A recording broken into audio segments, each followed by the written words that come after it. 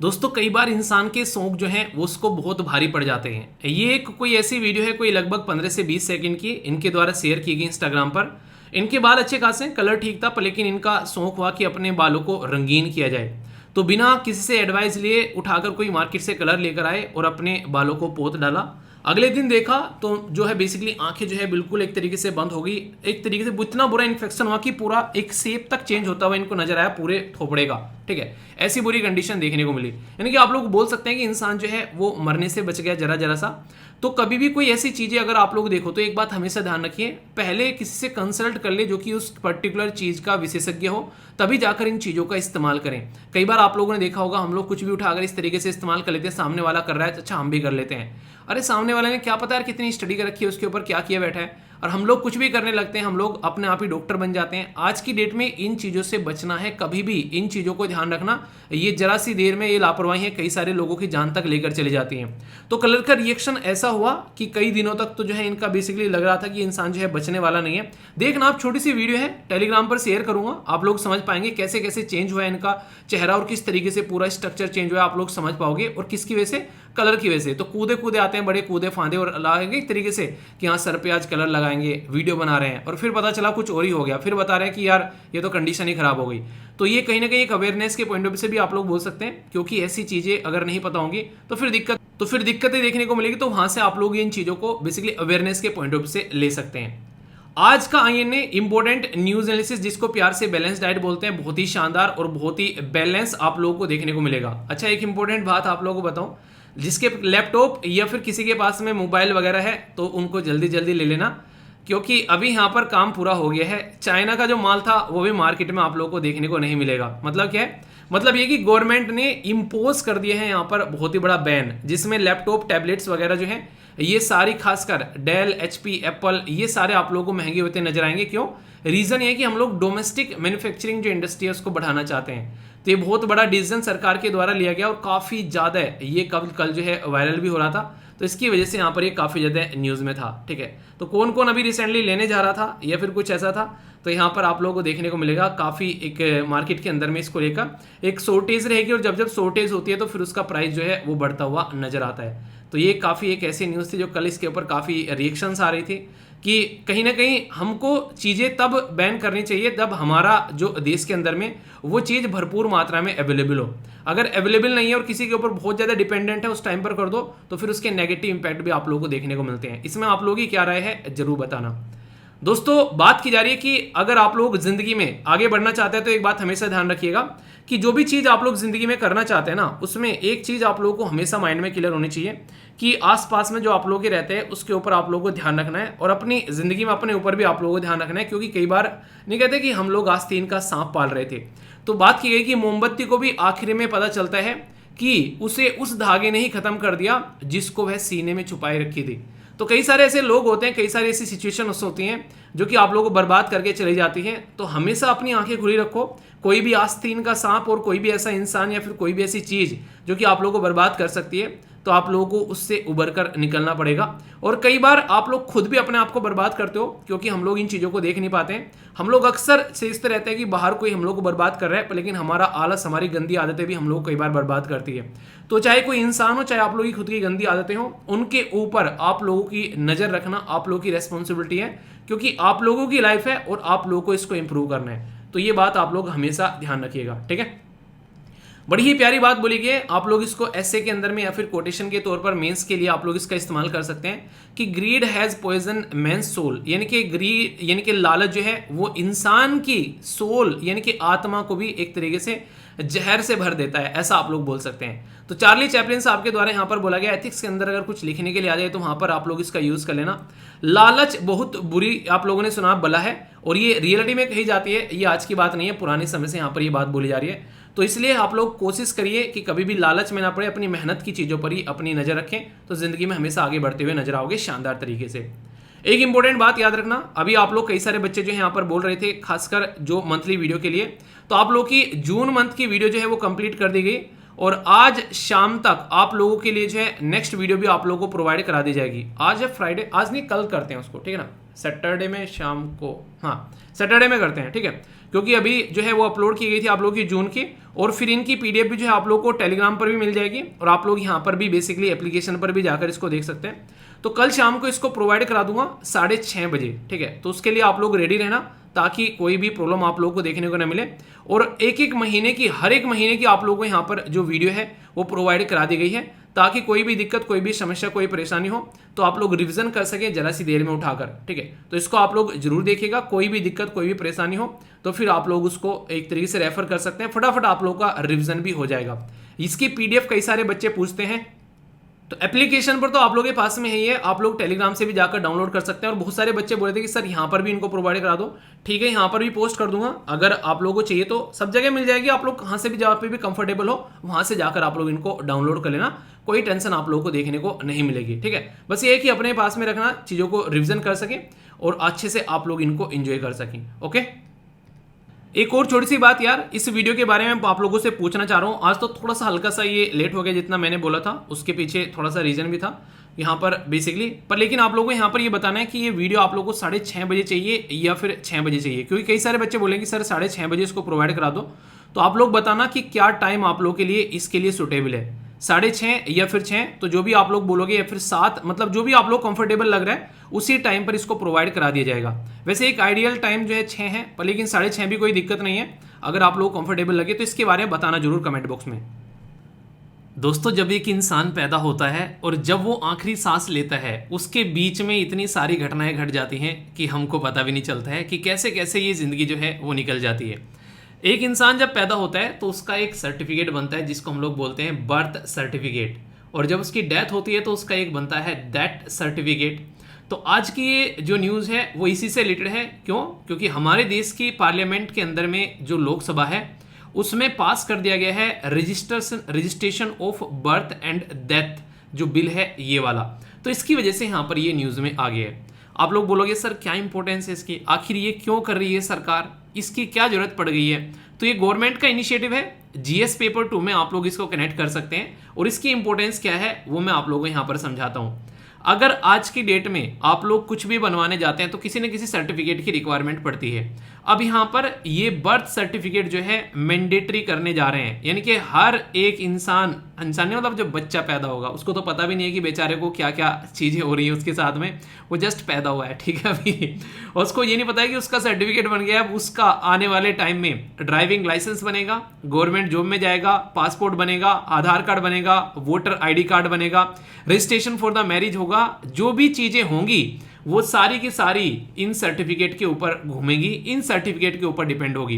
यानी कि जो सर्टिफिकेट बनने जा रही है, समझो कि ये पूरी उम्र के लिए ठप्पा है कि हाँ इससे सारी चीजें चलेंगी। ये ऐसा नहीं है पहली बार हमारे देश में हो रहा है। होने कहते हैं इसमें ऐसा पहले भी हुआ है मन्नू शर्मा, तो मन्नू शर्मा ऐसा पहले भी हुआ है। पहला क्या हुआ है पहले वो बात कर लेते हैं। अभी यहाँ पर जैसे आप लोगों को पता है हमारे देश में कई सारी चीज़ों के ऊपर फोकस किया जा रहा है कि 1 tax 1 country, 1 ration card 1 country, 1 urea 1 country, वो वाली चीज़ें चल रही हैं सारी। तो ऐसे ही यहाँ पर बात की जा रही है कि सिंगल डॉक्यूमेंट इस्तेमाल किया जाएगा अलग अलग चीज़ों में, खासकर अगर आप लोग एजुकेशन इंस्टीट्यूशन में भी एडमिशन लेते हैं। तो इसी के चलते यहाँ पर ये डॉक्यूमेंट जो रहेगा ये एक डिजिटल डॉक्यूमेंट की फॉर्म में रहेगा कि जब इंसान पैदा हुआ है, इंसान हालांकि पैदा नहीं हुआ है, छोटा सा बच्चा पैदा हुआ है, अभी इंसान तो आगे बनेगा जब भी छोटा सा बच्चा पैदा हुआ है तो यहाँ पर उस दिन से उसका सर्टिफिकेट बन जाएगा, और वो सर्टिफिकेट ताउम्र जो है काम आएगा कि हाँ इस दिन, इस तारीख में, इस ईयर में, इस पर्टिकुलर समय पर ये बच्चा पैदा हुआ है। तो वो सर्टिफिकेट ताउम्र जो है वो काम आने वाला है अलग अलग डिफरेंट सिचुएशन में। अब इंपॉर्टेंट चीज क्या है वो आप लोग ध्यान से सुनिएगा। यहां पर इससे पहले एक कानून हुआ करता था जिसको बोलते थे registration of birth and death act 1969। यानी कि सबसे पहले तो आप लोग यही याद रखिएगा कि जो नया कानून अभी बनाया जा रहा है ये एक पुराने कानून को रिप्लेस कर लाया जा रहा है। तो डायरेक्ट क्वेश्चन बन जाएगा कि कौन सा कानून रिप्लेस किया गया है, जो भी नया कानून बनाया ताजा। तो याद रखना रजिस्ट्रेशन यानी कि किसी चीज को रजिस्टर करना, पंजीकरण करना, उसमें जो उसका जन्म और मृत्यु का जो बेसिकली ये पहले एक्ट था 1969 यानी कि 1969 का ये कानून यहां पर हुआ करता था। पर लेकिन आप लोगों को पता है कि हम लोग एक ऐसी एज में बैठे हुए हैं जिसको आप लोग डिजिटल एज बोलते हैं, मॉडर्न एज बोलते हैं। तो पुराने टाइम पर जो सारी चीजें मैनुअली हुआ करती थी अब वो आराम से चेंज हो रही है, और आज की डेट में सारी चीजें जो हैं वो डिजिटल फॉर्म में होती हुई जा रही हैं। तो इसी के चलते बहुत सारे ऐसे प्रोविजन जो हैं इसके अंदर में चेंज किए गए हैं और यहां पर एक नया कानून लेकर आया जा रहा है जिसको बोला गया registration of the birth and death. ये बिल है। अब ये कब का हो गया? ये अब का हो गया, जिसको आप लोग 2023 यानी कि लेटेस्ट बिल आप लोगों के सामने है यहां पर ये। अब सबसे इंटरेस्टिंग चीज जो यहां पर मैं आप लोगों को बताने जा रहा हूं वो आप लोग ध्यान रखिएगा। सबसे इंटरेस्टिंग चीज यहां पर यह है जो कि क्वेश्चन की फॉर्म में पूछी जा सकती है और आप लोग इसके बारे में याद भी रखिएगा कि आज की डेट में आप लोगों ने सुना होगा आधार डेटा के बारे में कई बार बात की जाती है कि प्राइवेसी का हनन करता है, कि कई बार ऐसा लाना जाए कि डेटा चोरी हो गया तो इंसान की प्राइवेसी का हनन हो गया। अब यहां पर इसके बारे में कुछ बात करूंगा, पर उससे पहले एक छोटी सी इंफॉर्मेशन जो एग्जाम के पॉइंट ऑफ से बहुत इंपॉर्टेंट है। वो क्या है कि यहां पर हमारे कंट्री के अंदर में 7वां शेड्यूल है संविधान के अंदर में, और उसमें 3 लिस्ट आती हैं। एक को हम लोग बोलते हैं यूनियन लिस्ट यानी कि केंद्र की सूची, दूसरे को हम लोग बोलते हैं स्टेट लिस्ट यानी कि राज्य की सूची, और तीसरे को बोलते हैं कॉन्करेंट लिस्ट यानी कि समवर्ती सूची। तो जो ये मुद्दा है जिसको हम लोग बोलते हैं registration of the birth and death यानी कि पंजीकरण करना जन्म का और मृत्यु का, ये कहां पर आता है? इसको यहां पर रखा गया है कॉन्करेंट लिस्ट के अंदर में। यानी कि इसका मतलब ये हो गया कि अगर कोई ऐसा सब्जेक्ट है जैसे कि ये सब्जेक्ट हो गया, इसमें सेंटर भी कानून बना सकता है और स्टेट भी कानून बना सकता है, पर लेकिन अगर सेंटर ने कानून बना दिया पहले तो उसका कानून जो है वो प्रिवेल करेगा, यानी कि उसको फॉलो करेंगे स्टेट जो है, उससे इंस्पायर करके अपने राज्य के अंदर में अपने हिसाब से कानून बनाएंगे या फिर उसको ऐसा का ऐसा इंप्लीमेंट कर देंगे। पर सीधी सीधी बात यहां पर यह है कि दोनों को पावर मिल गई यहां पर, स्टेट को भी और पार्लियामेंट को भी, बेसिकली यानी कि पार्लियामेंट को भी स्टेट को भी, कि वो अपने खुद से कानून बना सकते हैं। क्यों? क्योंकि सब्जेक्ट जो है वो कॉन्करेंट लिस्ट में आ गया। मान लीजिए कोई डिफेंस के बारे में बातें करता तो डिफेंस की बात होगी तो भाई साहब सेंटर ही कानून बना सकता है। मान लीजिए सिटीजनशिप के बारे में बात कर दी किसी ने तो सेंटर ही कानून बना सकता है। ठीक है, मान लीजिए अगर आप लोग बात करें स्टेट के बारे में तो अगर कोई ऐसी चीज जैसे हेल्थ के बारे में बात कर दी तो यहां पर स्टेट की पावर आ गई। तो ये सारी की सारी लिस्ट है बकायदा, आप लोग के पॉलिटी की बुक अगर आप लोग उठाकर देखोगे उसमें काफी तसल्ली में ये सारी चीजें जो है वो मेंशन की गई है। पर आप लोगों को एक बात पता है कि कुछ भी चीजें हैं उसके कमियां और खामियां जब तक सामने ना आए तब तक उसके बारे में हम लोग ये नहीं बोल सकते हाँ भाई साहब ये बहुत अच्छी चीज है, हाँ भाई साहब इसको आंख बंद कर एक्सेप्ट कर लेंगे, ऐसा नहीं हुआ करता है। तो यहां पर अब इससे रिलेटेड क्या क्या बातें की जा रही है, इससे रिलेटेड कई सारी बातें की जा रही है। पहले तो यहां पर इसका एम क्या है कि हाँ हम लोग क्यों इसको लेकर आ रहे हैं। सबसे पहले तो इसीलिए लेकर आ रहे हैं ताकि आने वाले टाइम में हम लोग पर्टिकुलर पर्सन का जो उसका बर्थ का जो है डेट जान सके, उसका प्रॉपर टाइम जान सके और उसी के बेस पर सारे के सारे डॉक्यूमेंट जो है वो तैयार किए जा सके। तो ये चीजें आप लोगों को देखने को मिलेगी। आने वाले टाइम में बहुत सारी स्कीम्स होती हैं, बहुत तरीके की चीजें तैयार की जाती हैं। जैसे हमारे देश के अंदर में आप लोगों को पता है कि आज की डेट में कई सारे डेटा तैयार किए जाते हैं। Even registrar general of India जो है वो भी यहाँ पर बर्थ एंड डेथ जो है रजिस्ट्रेशन के बारे में बात करता है जब सेंसस यानी कि जनगणना जो है वो तैयार की जाती है, इसमें भी आप लोगों को देखने को मिलेगा। इवन हमारे देश के अंदर में सेंटर सिविल रजिस्ट्रेशन जो सिस्टम है वो यहाँ पर इन सारी चीजों को सेंट्रलाइज करने का काम करेगा, क्योंकि आगे चलकर कोई ड्राइविंग लाइसेंस आधार कार्ड अगर बनाना चाहता है किसी भी राज्य से हो तो यहाँ पर आसानी से इसका इस्तेमाल कर उसको यूज किया जा सकता है। पर लेकिन आप लोग खुद सोचो इतना सारा डेटा एक जगह इकट्ठा रखा हुआ है और ये सारा का सारा डेटा जो है वो कोई चोरी करके चला गया, या फिर आप लोग ये सोचो एक पर्टिकुलर बच्चे को एडमिशन लेना है एक इंस्टीट्यूशन के अंदर में और जहां पर उसको एडमिशन लेना है उसको ये बोला जा रहा है कि भाई एडमिशन तुम्हें तब मिलेगा, पहले अपना बर्थ सर्टिफिकेट लेकर आओ। भाई बोल रहा है कि यार मेरा तो बर्थ सर्टिफिकेट अभी नहीं है मेरे पास में, तो क्या आप लोग उसको स्कूल कॉलेज के अंदर में एडमिशन नहीं दोगे? क्या उस बच्चे का एडमिशन वहां पर नहीं होगा? तो यहाँ पर 2 मुद्दे बड़े फ्रीक्वेंटली डिस्कस किए जा रहे हैं। पॉइंट नंबर 1 तो राइट टू प्राइवेसी। आप लोगों को पता है हमारे संविधान के अंदर में जो एक पर्टिकुलर केस को ध्यान में रखते हुए केएस पुत्तास्वामी केस जो है वो आप लोगों को याद रखना है। इस पर्टिकुलर केस को जिसके तहत यहां पर आर्टिकल 21 के अंदर में राइट टू प्राइवेसी जो है उसको फंडामेंटल राइट बना दिया, यानी कि किसी की जिंदगी में तुम ताक झांक नहीं कर सकते हैं। आप लोग जैसे आधार कार्ड के डेटा के बारे में बात करें उसमें आइरिस स्कैन होती है, फिंगरप्रिंट होती है, जिनका इस्तेमाल कर कोई भी आप लोगों का डेटा जो है वो चोरी कर सकता है। The returns of Abhimanyu movie के बारे में मैंने आप लोगों को बताया था, किस किसी ने देखी है? कई सारे बच्चों ने बोला कि हमने देख रखी है। जिसने नहीं देख रखी है देखना, मूवी सर्च कर लेना the return of Abhimanyu, south India की मूवी है, घर वालों को भी दिखाना, चक्षु खुल जाएंगे आप लोग, ऐसी मूवी है। ठीक है, तो उसमें इसी डेटा को चोरी कर कर कैसे उसका गलत तरीके से इस्तेमाल किया सकता है, किसी इंसान की प्राइवेट इंडिविजुअल लाइफ में कैसे घुसा जा सकता है, तो वो सारी बातें वहां पर बताई गई है। तो सबसे पहले तो यहां पर ये बात बोलिए कि राइट टू प्राइवेसी जो है फंडामेंटल राइट है और यहां पर उसके तहत यहां पर इसका हनन किया जा सकता है। तो जरूरी है कि किस तरीके से आप लोगों को चीजों को लेकर चलना है, तो ये बात सबसे पहले यहां पर बोली गई। अब दूसरी बात क्या है, दो फंडामेंटल राइट का हनन हो रहा है। एक तो आर्टिकल 21 बता दिया मैंने आप लोगों को, राइट टू प्राइवेसी।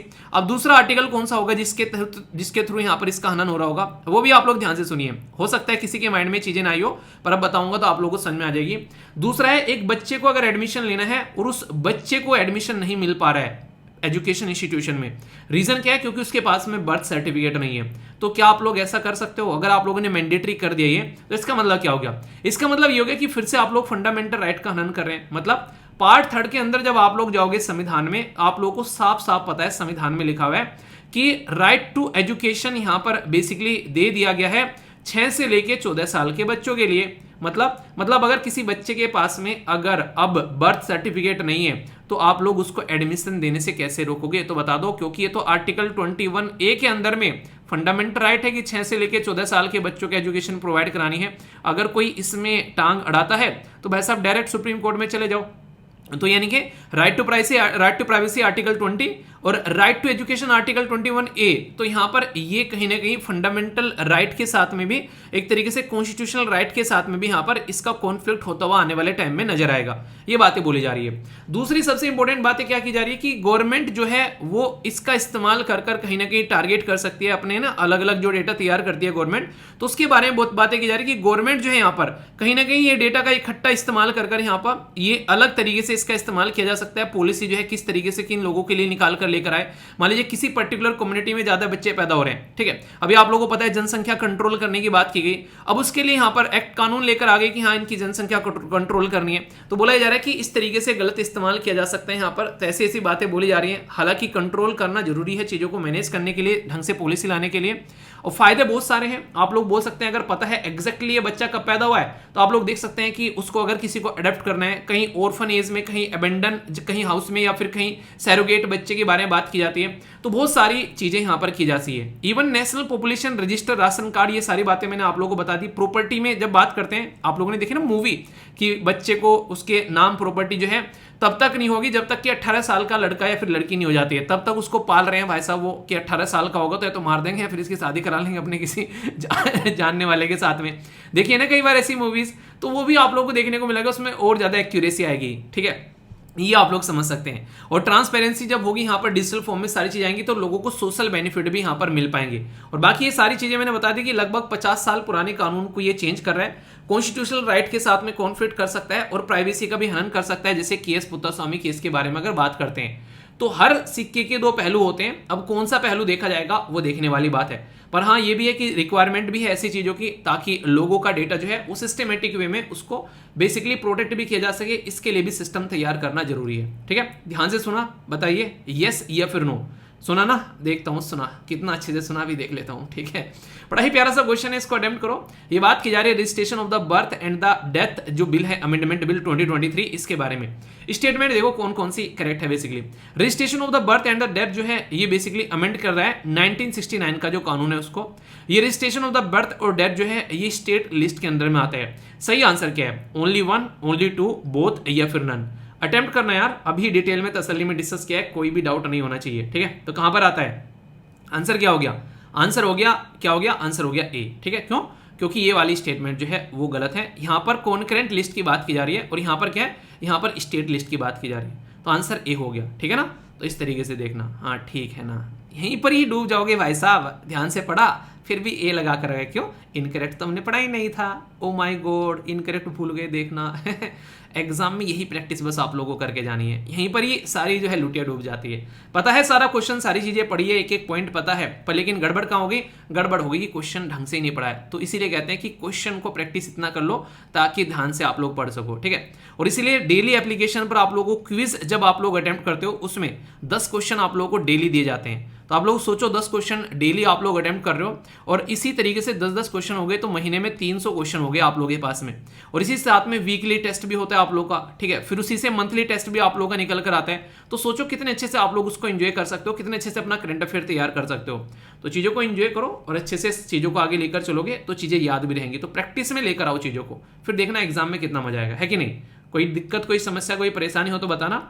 बाकी अपनी डेट ऑफ बर्थ लिखो कमेंट बॉक्स में, देखता हूँ आप लोग कितने कितने बड़े बड़े बच्चे मुझे देख रहे हैं कितनी कितनी एज के लोग मुझे देख रहे हैं, मैं भी तो जानूँ मतलब अपना ईयर लिखना, किस साल में आप पैदा हुए हो, ठीक है बाकी एक छोटी सी बात यहाँ पर, कई सारे बच्चे बोले थे कि सर ये जो आंसर है, ये आंसर जो है सबको प्रोवाइड करा दो, जो यहाँ पर डेमो आंसर यहाँ पर निकल कर आते हैं। यार देखो, ये इसके पीछे आप लोग एक चीज़ समझने की कोशिश करो। यहाँ पर अगर कोई चीज़ आप लोगों के लिए 499 कोई बहुत बड़ा अमाउंट नहीं है, पर लेकिन जब इंसान एक छोटा सा अमाउंट पे करता है तो यहाँ पर क्या होता है, उसके अंदर सीरियसनेस आती है।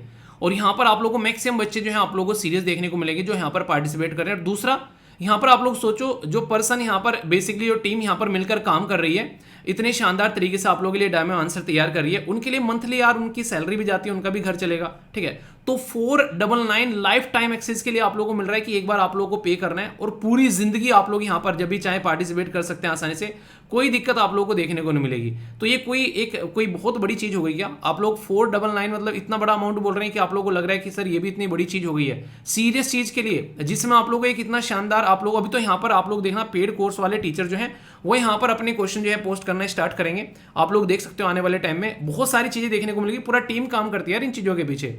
तो ये अगर सीरियस हो तो इसको जरूर ज्वाइन करिए। कई सारे बच्चे बोल रहे हैं सर एप्लीकेशन के थ्रू दिक्कत होती है, तो इसके लिए एक नंबर भी आप लोगों को प्रोवाइड कराने की सोची जा रही है, ठीक है। बाकी अगर आसान है तो यही कि एप्लीकेशन के थ्रू जाओ आप लोग आसानी से, जो वीडियो प्रोवाइड कराई थी उसको देखकर आप लोग ज्वाइन कर सकते हैं। वीडियो इस लेक्चर के एंड में भी आप लोग देख लेना, पर लेकिन आसान ये है कि आप लोग एप्लीकेशन के थ्रू चले जाओ, वरना नंबर का भी अरेंजमेंट कई सारे बच्चे बोले सर एप्लीकेशन पर नहीं है, समझ में नहीं आता है। ट्राई करके देखो, आप लोगों को समझ में आएगा। फिर भी अगर बोलोगे तो कस्टमर केयर टीम से भी आप लोगों को कांटेक्ट करा दिया जाएगा और अलग से नंबर भी ला दिया जाएगा ताकि दिक्कत देखने को न मिले। यहाँ पर एक चीज ध्यान रखना, पहले क्वेश्चन आता है उसका आंसर लिखने की कोशिश करो, और फिर हिंदी और इंग्लिश में दोनों में आंसर आते हैं आप लोग के, तो जो भी लैंग्वेज में आप लोग लिखना चाह रहे हो उसी हिसाब से आप लोग यहाँ पर काम कर सकते हो, ठीक है। तो अच्छे से चीज़ों को लेकर चलो, क्योंकि अक्सर जो है वही चीज़ें लेकर होती है, इसलिए यहाँ पर आंसर राइटिंग ग्रुप ये अक्सर लेकर होता है इंसानों को, ठीक है, क्योंकि इसमें लोग आलस करते हैं। और बाकी अगर आप लोग सीरियस होकर तैयारी कर रहे हैं और लग रहा है कि यार फिर भी चीज़ों को ज्वाइन करना है, तो एक यहाँ पर ये सारे पीडीएफ आप लोगों को मिल जाएंगे जो भी लेक्चर चलते हैं एप्लीकेशन पर।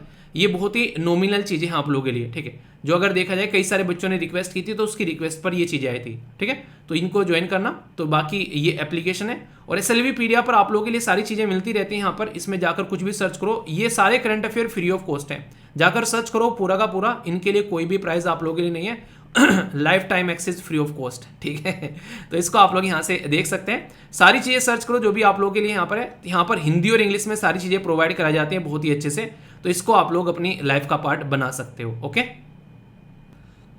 दोस्तों, इस तरीके की न्यूज़ देखकर, सुनकर, पढ़कर जो है कई बार अंदर से दुख होता है, क्योंकि यहाँ पर जो काम जो है बेसिकली समाज के अंदर में, सोसाइटी के अंदर में हम जैसे लोगों का या फिर माता पिता का या फिर टीचर का होना चाहिए, वो कोई बाहर की ऑर्गेनाइजेशन हम लोगों को बता रही है कि आप लोग कुछ ऐसा कर लो नहीं तो दिक्कत में आ जाओगे। मतलब WHO जिसको बोलते हैं वर्ल्ड हेल्थ ऑर्गेनाइजेशन, उसने यहाँ पर कई सारी रिकमेंडेशन दी कि जो बच्चे हैं आज की डेट में उनको कैसे आप लोग बचा सकते हो, क्योंकि अलग अलग तरीके के फूड आप लोगों को देखने को मिलते हैं और उनकी मार्केटिंग ऐसे की जाती है कि बच्चा पहली नज़र में देखते ही वो लुभावनवाद का शिकार बन जाता है। ये आप लोगों ने बचपन में खाया होगा, किस किस ने खाया, ये बचपन की यादें ताज़ा कर लो जिसने खाया। पर अभी यहाँ पर मुद्दा क्या है, ये तो एक अलग चीज़ थी, फिर भी आप लोग इतना हार्मफुल इसको नहीं बोल सकते। जो आज की डेट में चीज़ें आप लोगों को देखने को मिलती हैं, अलग अलग तरीके की चिप्स आप लोगों को देखने को मिलते हैं, ऐसी ऐसी चॉकलेट्स आ रही हैं और पता नहीं क्या क्या चीज़ें यहाँ पर आज के डेट में देखने को मिली, ऐसी ऐसी चिंगम्स वगैरह पता नहीं क्या क्या है। तो बहुत सारी ऐसी चीज़ें हैं जो कि फूड हैं आज की डेट में, उनकी जो मार्केटिंग है उसका बच्चों के ऊपर क्या हार्मफुल इम्पैक्ट पड़ रहा है और कितनी एक तरीके से अनहेल्दी डाइट होती जा रही है। चॉइस ही नहीं है यार उनके पास में, जिधर को भी मुंह फिरा कर देखो, कोई यहाँ पर चिप्स रखा हुआ है, कोई यहाँ पर बिस्किट रखा हुआ है, कोई यहाँ पर तला भुना कोई और आइटम आप लोगों को देखने को मिलेगा। और अगर उनसे पिज्जा छुट जाए तो फिर बर्गर, चाउमीन, मोमोज, पिज्जा, ये रही सही कसर, ये पूरी कर देते हैं। और आप लोगों को यकीन नहीं होगा, ये इतनी बड़ी बड़ी कंपनी है, ये लाखों करोड़ में अपना व्यापार करती हैं। तो इसके अंदर में दुनिया भर के लोग बैठे हुए हैं जो साइंटिफिक तरीके से ये स्टडी करते हैं कि कौन सी ऐसी चीज है जो आप लोग की जीभ, आप लोग की टंग, उसको खाने में मजा आएगा और उसको एक बार चख लो तो भाई साहब बस यही चाहिए।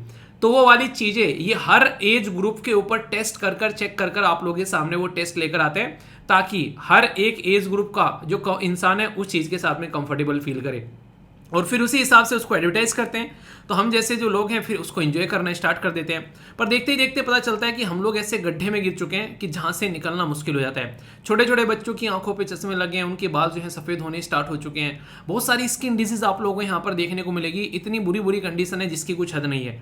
और ये सारी चीजें हो रही हैं कि अनहेल्दी फूड जो खाया जा रहा है। तो किसकी रेस्पॉन्सिबिलिटी है? ये वर्ल्ड हेल्थ ऑर्गेनाइजेशन की रेस्पॉन्सिबिलिटी है, फिर सोसाइटी, समाज में टीचर या फिर पेरेंट्स की रेस्पॉन्सिबिलिटी है? इसके बारे में आप लोगों की क्या राय है, आप लोग जरूर बताइएगा। अब WHO ने तो भाई साहब जो बातें बोलनी थी वो बोल के साइड में हट गया है। अब हमारा काम स्टार्ट होता है कि हम लोग इसको कैसे लेकर चल रहे हैं। इसमें सबसे इंपॉर्टेंट जो बात बोली गई है वो बोली गई है मार्केटिंग के बारे में, एड्रेस करना मार्केटिंग के बारे में। इसी के साथ में आप लोग देखोगे यहाँ पर किस तरीके से ये माइग्रेशन मार्केटिंग के बारे में, यानी कि सारी जो चीजें होती हैं ये मार्केटिंग का धंधा आज की डेट में आप लोगों को देखने को मिलता है। और जब भी मार्केटिंग के बारे में बात करता हूँ तो जो हमारे सो कॉल्ड हीरो हीरोइन हैं उनको देखकर तो इतना गुस्सा आता है। वो ऐसी ऐसी चीजों के आप लोगों को एडवर्टाइज करते हुए नजर आएंगे जो शायद ही उन्होंने कभी खाई होंगी, या फिर अगर उनसे पूछो कि जो तुम ये एडवर्टीजमेंट कर रहे हो क्या अपने बच्चों को खिलाओगे, तो उनमें से शायद ही किसी का जो मुंह है वो खुलेगा। तो यहाँ पर आप लोग समझ सकते हैं कहीं ना कहीं गलती गवर्नमेंट की भी है कि इस तरह की चीजें हैं वो अलाउ करते हैं। और वो कैसे बोलते हैं पता है आप लोग? जब इसके बारे में लोगों को समझाना होता है तो ये बोलते हैं कि हम लोग शराब क्यों बेच रहे हैं, हम लोग तंबाकू क्यों बेच रहे हैं, हम लोग कोई गलत काम जो हो रहा है समाज में उसको क्यों नहीं रोक रहे हैं। क्यों? क्योंकि उसके ऊपर बहुत अच्छा टैक्स लगता है, उस टैक्स से पैसा आता है और उस पैसे का इस्तेमाल करते हैं हम लोग एजुकेशन को फैलाने में, हेल्थ को अच्छा करने में, लोगों के फायदे के। मतलब पहले तुम सामने वाले को दारू पिला पिला के, सिगरेट पिला पिला के मार दो, और उस दारू और सिगरेट से जो पैसा बच गया है, उससे टैक्स से जो पैसा है, फिर उसका इलाज करने में आप लोग लगाओ दूसरों का। ये कौन सा तरीका है यार? पहले सामने वाले को मार दो और फिर बोलो कि तुझे हॉस्पिटल लेकर चल रहे हैं, तेरा इलाज करवाएंगे। तो ये ऐसी हरकतें देखने को मिलती हैं। तो ये सारी चीजें कम से कम हम लोग को रोकनी पड़ेंगी अगर चाहते हैं कि चीजें सिस्टमेटिक वे में होकर चलें। तो बात की जा रही है कि इंप्लीमेंट कॉम्प्रिहेंसिव मैंडेटरी पॉलिसी। तो एक तो सबसे पहले यहाँ पर एक प्रॉपर सिस्टमेटिक पॉलिसी होनी चाहिए कि कैसे कैसे चीजों को लेकर चलना है। कोई भी ऐसा बेवरेजेस जो कि अल्कोहलिक हो वो एक तरीके से आप लोग बोल सकते हैं उससे दूर रहना है। आप लोग को ये जानकर हैरानी होगी, ये सारे जो प्रोडक्ट आते हैं ना ये इतने अनहेल्दी होते हैं कि हर तरीके से, चाहे आप लोग इनमें सैचुरेटेड फैट के बारे में बात कर लीजिए, चाहे सोल्ट के बारे में बात कर लीजिए, जो कई बार बोलते हैं ना कि इनके अंदर में ये चीजें हैं एक तरीके से, तो बहुत सारी चीजें आप लोगों को यहाँ पर इनके अंदर में ऐसी देखने को मिलेगी जो नुकसान पहुंचाती हुई आप लोगों को यहाँ पर नजर आती है। तो इसलिए जरूरी है यहाँ पर कि खासकर बच्चों के स्कूल के आसपास में ऐसे फूड न बेचे जाएं। एक मार्केटिंग जो है वो रिस्ट्रिक्टेड होनी चाहिए यहाँ पर कि यार कम से कम उन्हीं चीज़ों की मार्केटिंग करो ना जो हेल्दी हो, लोगों को खाने में मजा आए, लोग उनको एंजॉय कर सकें। इसी के साथ में एड्रेस करना जो मार्केटिंग होती है basically in the various setting.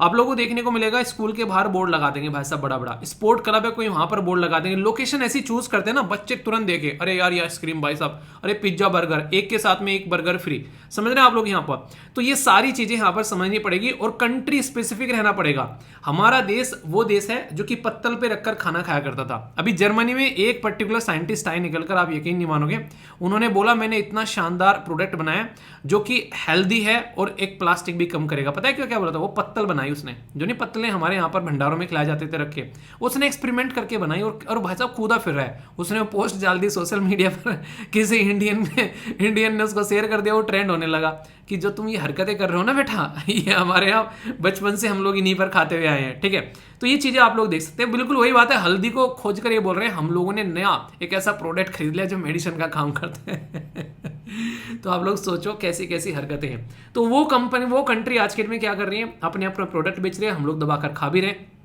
किसी भी मैक्सिमम ऐसी आप लोग कंपनी का नाम सर्च करना जो कि ये हरकतें करती है और देखना फिर मैक्सिमम वे ऐसी देश में होंगी, कहीं ना कहीं पैसा कमाने वाली कंपनी है कि हम लोग यहाँ पर उनके ग्राहक बने बैठे हैं। इसलिए जरूरी है कि एक न्यूट्रिशन प्रोफाइल होना, मॉडल होना चाहिए कि सामने वाले को पता तो चले कि तुम खा क्या रहे हो। ठीक है, मुझे तो ये लगता है कि जैसे आप लोग कुछ खाने जाते हो देखा करो उसमें से तुम्हारे शरीर के अंदर में जा क्या रहा है। एटलीस्ट पढ़े लिखे हो तो ये चीज आप लोगों को देखनी चाहिए। और कुछ और देखो चाहे ना देखो, अगर कोई पैकेज एक प्रोडक्ट आप लोग लेकर आ रहे हो तो उसका एक आप लोग एटलीस्ट एक्सपायरी डेट जरूर देख लिया करो। ठीक है, कई बार ब्रेड एक्सपायरी होती है, दूध भी एक्सपायरी, कई बार आप लोग आते ही घर फट गया, ठीक है, ऐसी चीज़ देखने को मिलती है।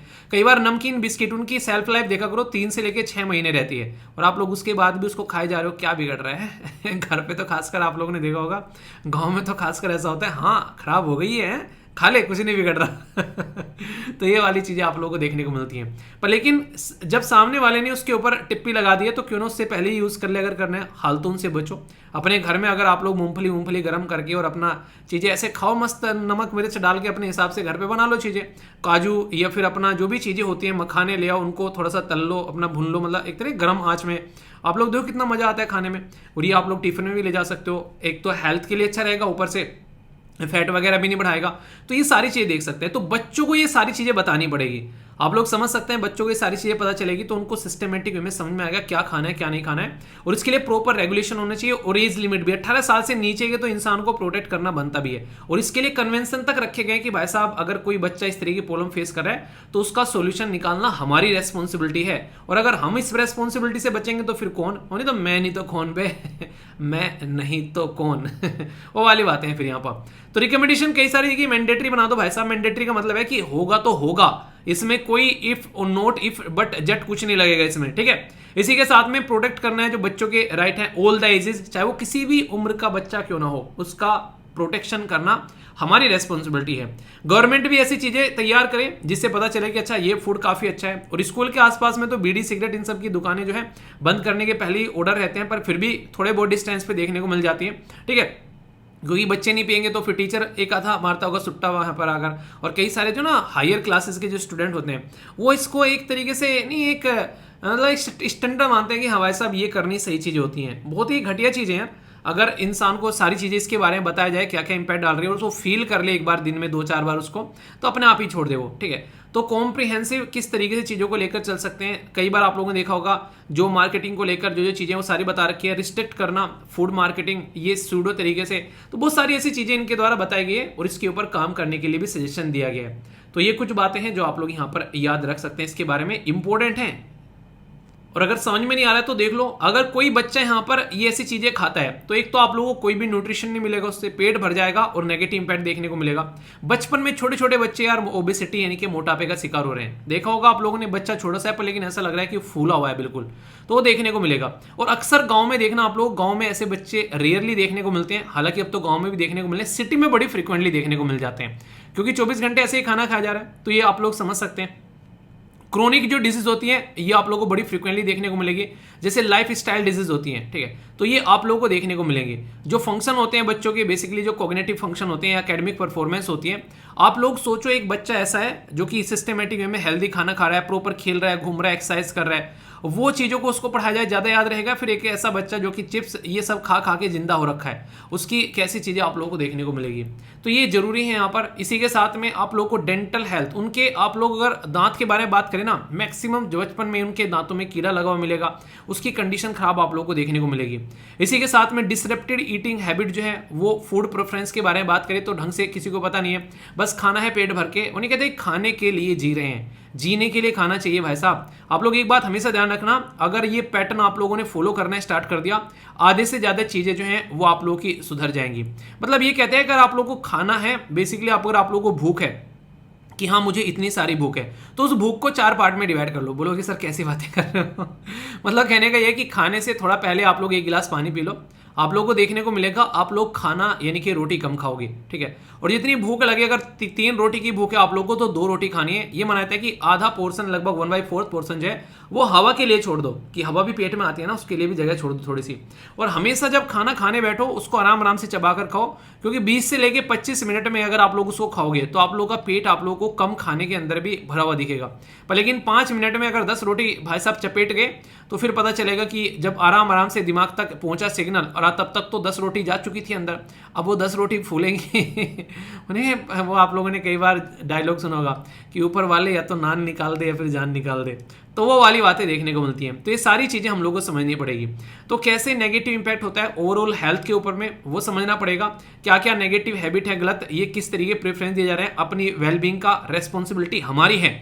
इसी के साथ में अनहेल्दी डाइटरी जो है, ये पैटर्न लाइफ लॉन्ग हैबिट बन जाता है, फिर इंसान जो है नहीं, पहले टाइम ऐसा था कि हाँ घर पे अगर कोई है नहीं है, नहीं कई बार आप लोगों ने सुना होगा पुराने टाइम पे भी अगर बात करें, जैसे अगर मम्मी है वो बाहर जा रही है तो घर पे खाना कौन बनाएगा, यानी कि खाना घर पे बनता है। कई सारे बड़े बुजुर्ग आप लोगों ने देखे होंगे वो घूमकर दुनिया में आ जाएंगे पर घर आकर ही खाना खाएंगे। तो ये आदत बहुत ही अच्छी आदत है अगर ढंग से देखा जाए तो, ठीक है। तो ये ऐसी आदत आप लोग भी अडेप्ट कर सकते हो अपने जो पापा पेरेंट्स वगैरह हैं, बाबा दादी हैं, उनसे। इसी के साथ में न्यूट्रिशन जो आप लोगों को यहाँ पर देखने को मिलेगा, डेंस फूड, तो ये डिक्रीज होते जा रहे हैं आज की डेट में, क्योंकि फालतू की चीजें पेट भरने वाली बताया ना अभी।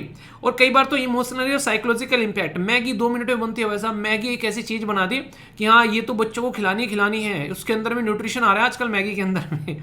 दलिया खाओ और फिर देखो न्यूट्रिशन, ठीक है। दलिया में 2-4 सामान डाल लो, मेरे टाइप का दलिया बनाओ तो मजा भी आए। दलिया लो, बेसिकली अगर जो गेहूं होता है उसको नहीं, मोटा मोटा जो गेहूं पीस लेते हैं, उसके अंदर में थोड़ा साबूदाना डालो, फिर देखो कितना मजा आता है। ये ऐसा लगेगा आप लोगों को, मतलब एक बहुत ही शानदार तरीके से खाने में आप लोगों को बहुत मजा आएगा, ठीक है। दलिया हो गया, साबूदाना हो गया, और फिर देखो कितना अच्छे से उसमें दूध में बनाकर और फिर चीनी वीनी डालकर फिर खाओ, और फिर देखो कितना एंजॉय आप लोग उससे करते हो ठंडा करके, ठीक है। तो मतलब मुझे तो पर्सनली बहुत अच्छा लगता है, और गर्मियों में तो बहुत ही अच्छा है यार ये शरीर के लिए, खासकर जो बाहर रह रहे हैं उसके लिए बहुत ही सस्ता ये फूड बोल सकते हो।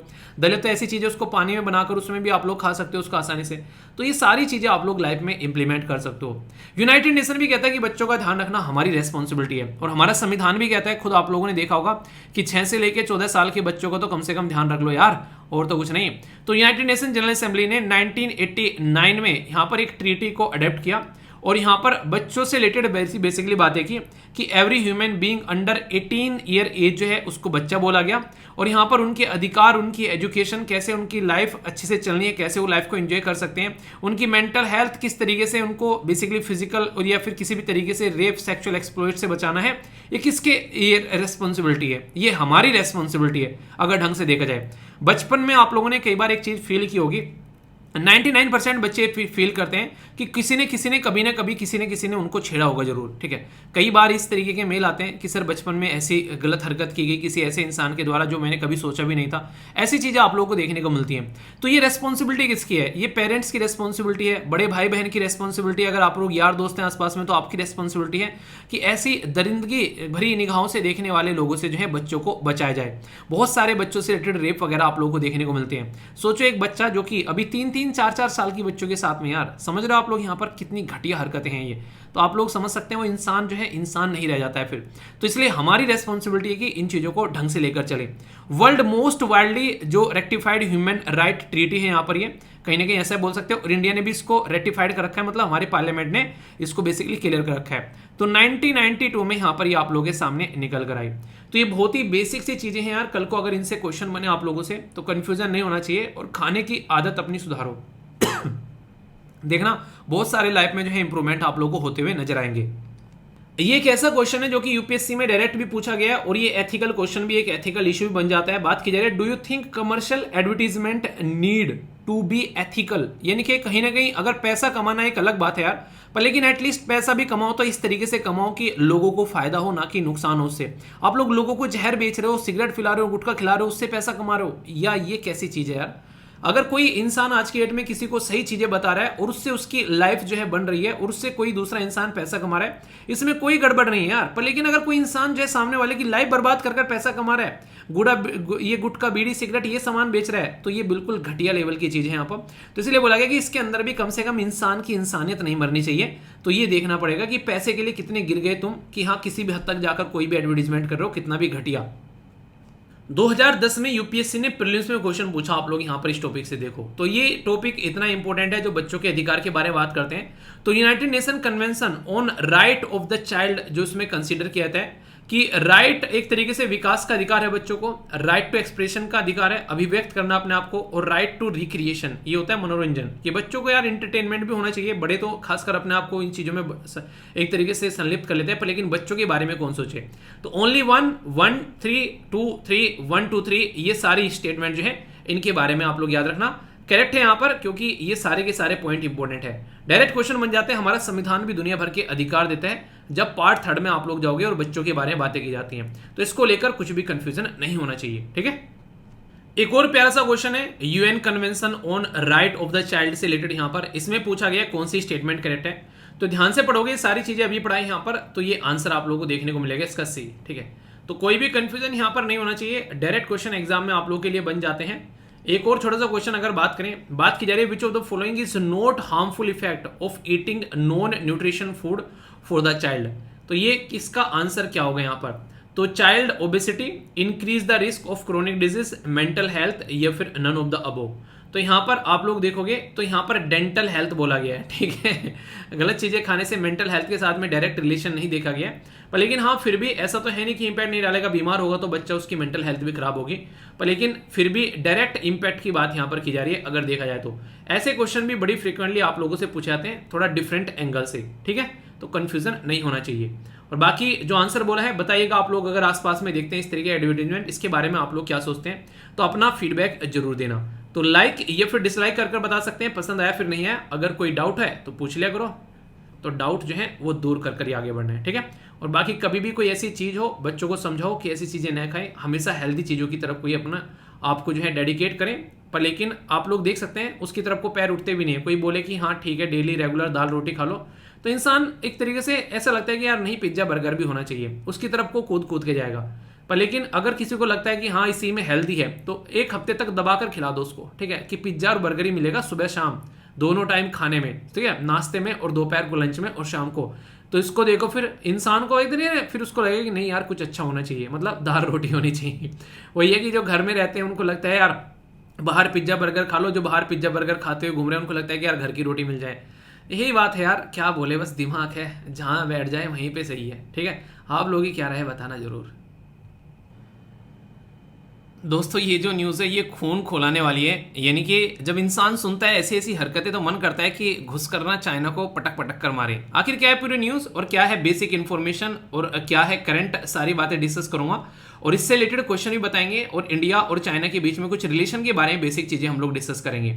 बात की जा रही है यहाँ पर स्टेपल्ड वीज़ा के बारे में। ये स्टेपल्ड वीज़ा क्या है और क्यों अरुणाचल प्रदेश का जब भी नाम आता है ये स्टेपल्ड वीज़ा जो है वो न्यूज़ में आता है, और क्यों इंडिया जो है इसको अनएक्सेप्टेबल बोलता है। आखिर क्या है ये पूरा मुद्दा, क्यों हमारे देश के एक्सटर्नल अफेयर मिनिस्टर बार बार चाइना को मन करता है कि गरियाएं जाकर, ये आखिर क्या मुद्दा है पूरा समझते हैं। अभी चाइना के अंदर में एक particular summer world university game है, बेसिकली ये आप लोगों को चाइना के अंदर में देखने को मिल रहे थे। इसमें हमारे देश के 8 ऐसे खिलाड़ी थे जिनको उसमें पार्टिसिपेट करना था। उनमें से 3 खिलाड़ी जो थे वो थे अरुणाचल प्रदेश से। तो जो अरुणाचल प्रदेश से खिलाड़ी थे उनको चाइना ने नॉर्मल वीजा न देकर उनको स्टेपल्ड वीजा दे दिया। क्यों? क्योंकि चाइना ये मानता है कि जो अरुणाचल प्रदेश वाला रीजन है वो चाइना का ही रीजन है, मतलब उसको ये लगता है कि हमारा ही है। हम कहते हैं भाई साहब दारू पी रखी है क्या, उठ जाओ यार, देख लो कौन है, किसकी सरकार बन रही है वहां पर, ये तो देख लो 1 मिनट। चाइना इसको बोलता है ये मेरा रीजन है, और इसको क्या बताता है, इसको सदर्न तिब्बत बताता है, यानी कि तिब्बत का साउथ वाला पोर्शन। वो तो शुक्र मानो हम लोगों ने एक्सेप्ट कर लिया कि तिब्बत तुम्हारा है, वरना हरकतें तुम्हारी ऐसी है नहीं है। तुमने तिब्बत भी जो है एक तरीके से आप लोग बोल सकते हैं वो गलत तरीके से अपने कंट्रोल में लिया, और ऊपर से हमारे अरुणाचल प्रदेश को बोला कि सदन तिब्बत है, ये भी मेरा होना चाहिए। तो ये आप लोग देख सकते हैं सदन तिब्बत, और इसको एक और नाम से पुकारता है, इसको बेसिकली जगनान के नाम से भी यहाँ पर जानता है। तो जगनान या फिर सदन तिब्बत आप लोगों को कहीं देखने को मिले तो समझ जाना। क्वेश्चन तो नहीं पूछेंगे कभी शायद इसके ऊपर। रीजन क्या है? रीजन ये है कि ऐसे शब्द को हम लोग नहीं चाहते प्रमोट करना, पर लेकिन अगर कहीं पर आप लोगों को दिखे कुछ ऐसी बात चल रही है कि हाँ चाइना क्या करता है, बार बार नाम चेंज करता रहता है किसी न किसी रीजन के अरुणाचल प्रदेश के अंदर में, क्योंकि रीजन इसका सीधा सीधा ये कि जब इंडिया और चाइना के बीच में एक लाइन खींची गई जिसको हम लोग मैकमोहन लाइन बोलते हैं, तो चाइना इस मैकमोहन लाइन को मानता ही नहीं है। वो कहता है कि हम इसको नहीं मानते हैं, ये एक ऐसे टाइम पर खींची गई जब हमारा जो चाइना है वो चाइना एग्जिस्टेंस में नहीं आया। मतलब देखो एक दोगलापन बताऊं मैं आप लोगों को, देखिए कितना दोगला इंसान है, वो दोगलापन आप लोग देखो। जब यहां पर ये साउथ चाइना सी में बात करते हैं तो ये बोलते हैं पूरा का पूरा साउथ चाइना सी हमारा है। क्यों? क्योंकि हमारे पूर्वज जो है इस पे राज किया करते थे, तो पूरा साउथ चाइना सी हमारा है। ऐसे तो हम लोग बोलते हैं भाई साहब सारा का सारा पूरा रीजन हमारा है, हमारे बहुत बड़े बड़े राजा हुए उन्होंने राज किया। चलो ये तो बात एक होगी कि हाँ पूरा का पूरा, मतलब पुरानी बातें मान रहे हैं यहाँ पर कि पूरा का पूरा ये रीजन हमारा है क्योंकि हमारे लोग यहाँ पर राज किया करते थे, मतलब अब इनके हमारे लोग हो गए। पर लेकिन जब यहाँ पर ये पर्टिकुलर एग्रीमेंट किया जा रहा था अरुणाचल प्रदेश को लेकर और मैकमोहन लाइन खींची जा रही थी यहाँ पर, उस टाइम पर जो ये सारी चीजें शिमला के अंदर में हुई हमारे देश के अंदर में, तो शिमला कन्वेंशन बोला जाता है 1914 का। तो जब 1914 में ये सारी चीजें हो रही थी तो उसको लेकर चाइना ये कहता है कि तब तक हम जो है हम इसको नहीं मानेंगे, हमारी जो मेन गवर्नमेंट है वो बाद में चलकर ये बेसिकली हमारे हाथ में सारी चीजें आई, इसलिए ये जो है ऐसी बातें जो अंग्रेजों के टाइम की थी तो हम इसको नहीं मानेंगे। मतलब तुम ये तो मानने के लिए तैयार हो कि साउथ चाइना सी पूरा तुम्हारा, क्योंकि तुम वहां पर रूल करते थे, तुम्हारे लोग वहां पर रूल करते थे, तुम्हारे ही लोगों ने ये एग्रीमेंट साइन किया, अब तुम इसको मानने के लिए तैयार नहीं हो क्योंकि तुम उस टाइम पर जो है आजाद नहीं थे। अबे इनको ना भगा भगा कर मारो, ठीक है। तो सिमला कन्वेंशन याद रखिएगा, उसके थ्रू यहाँ पर मैकमोहन लाइन है जो कि इंडिया और बेसिकली चाइना तो बोलना भी गलत होगा यहाँ पर, ये इंडिया और तिब्बत के बीच में हुआ करती थी, ठीक है। तो आज की डेट में वो तिब्बत को जो चाइना अपने कंट्रोल में ले बैठा है, इसीलिए यहां पर इस पर्टिकुलर रीजन को क्या बोल रहा है, ये बोल रहा है कि ये जो पर्टिकुलर रीजन है ये हो गया सदर्न तिब्बत, और यहां का कोई भी इंसान जो है उसको एक नॉर्मल वीजे की रिक्वायरमेंट है ही नहीं है, हम एक स्टेपल वीजा दे देंगे। स्टेपल वीजा ये बेसिकली जो वर्ड है ना स्टेपल, इसका मतलब कच्चा कच्चा वीजा, यानी कि फिक्स नहीं है कि हाँ ये कोई एक तरीके से वीजा है, कच्चा वीजा आप लोग बोल सकते हो। मतलब एक तरीके से आप लोग बोल सकते हैं कि एक ऐसा वीजा है जिसको नॉर्मली वीजा की कैटेगरी में आप लोग नॉर्मली नहीं रखते हैं, और जब जब चाइना यहां पर इसके बारे में बात करता है हमने आज तक भी इसको एक्सेप्ट नहीं किया है कि हाँ कोई ऐसा वीजा भी यहां पर है, ठीक है। पर लेकिन ये दो हमारे देश के लोगों को यहां पर ये ऐसा वीजा प्रोवाइड कराता है, ये याद रखना। बदतमीजी क्या है, एक तो अरुणाचल प्रदेश के लिए और दूसरा जम्मू एंड कश्मीर के लिए, क्योंकि आप लोगों को पता है कि एक्साइज चिन्ह वाला पोर्शन आप लोगों को यहां पर चाइना के कंट्रोल में है, तो यहां पर आज की डेट में ये उसको भी अपना रीजन बताता है। अगर आप लोगों से कोई पूछे कि कब से कब तक यहां पर चीजें चल रही हैं, 2005 से तो इसने ये हरकतें करना स्टार्ट की अरुणाचल प्रदेश को लेकर, ठीक है।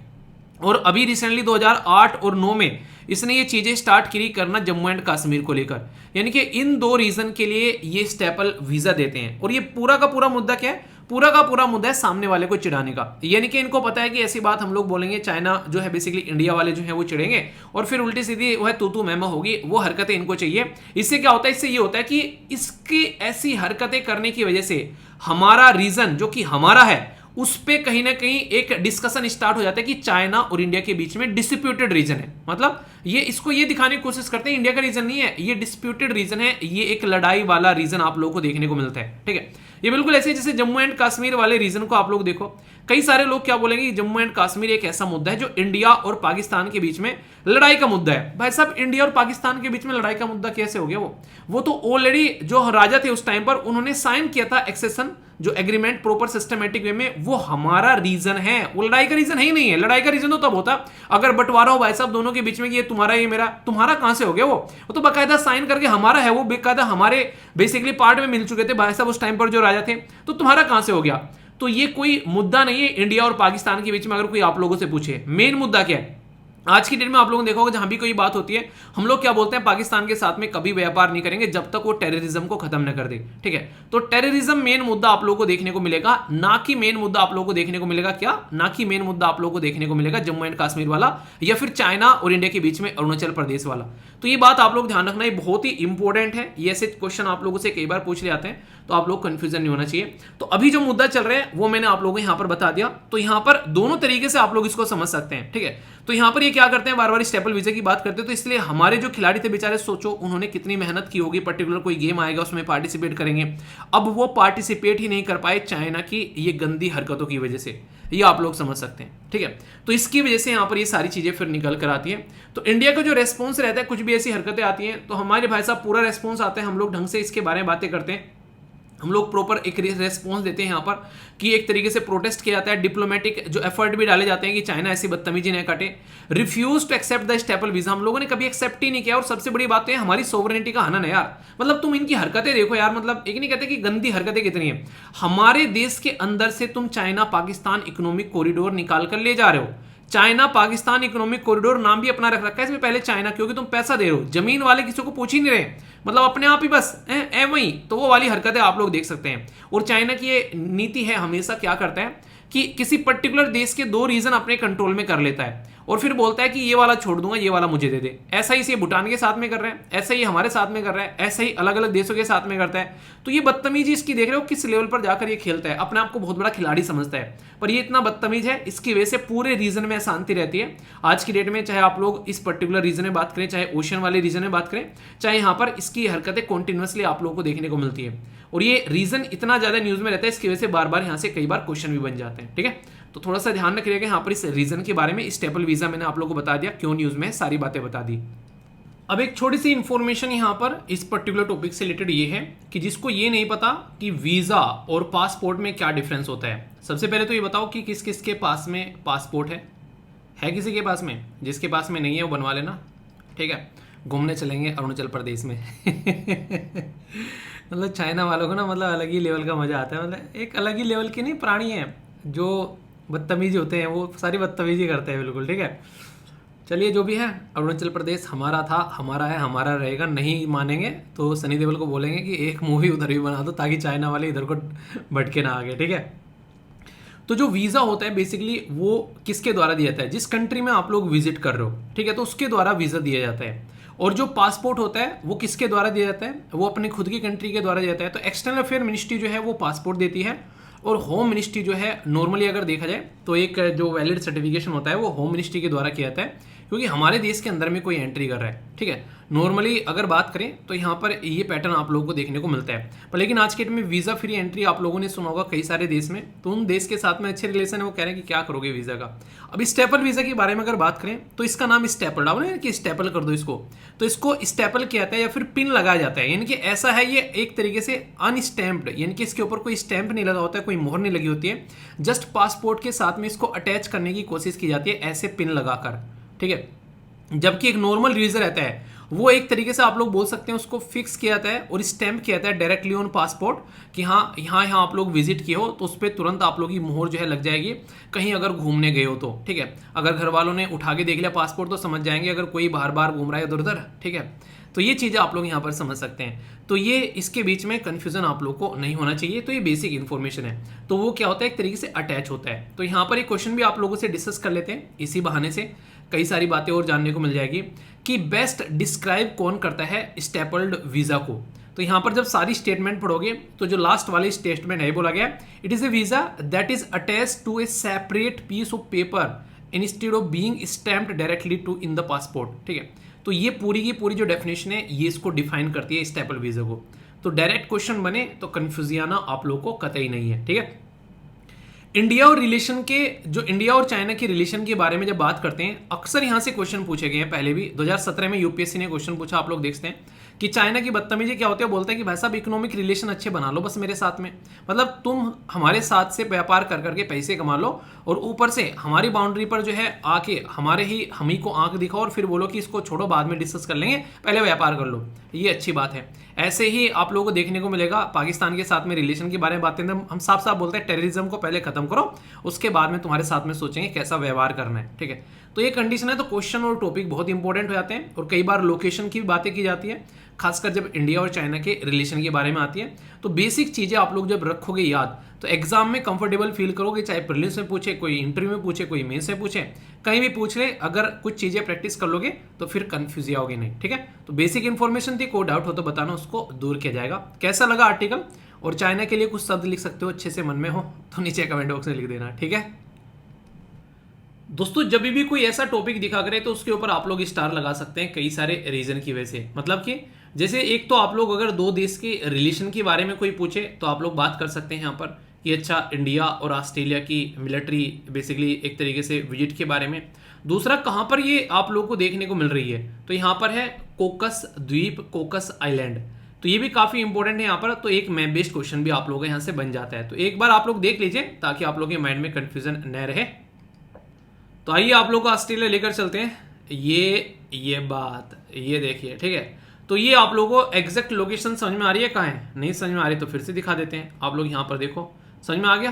तो एग्जैक्ट लोकेशन कहाँ पर आप लोगों को देखने को मिल रही है। तो ये लोकेशन, अरे ये तो कोई और आ गया क्या भैया, कोकस आइलैंड था ना ऑस्ट्रेलिया वाला।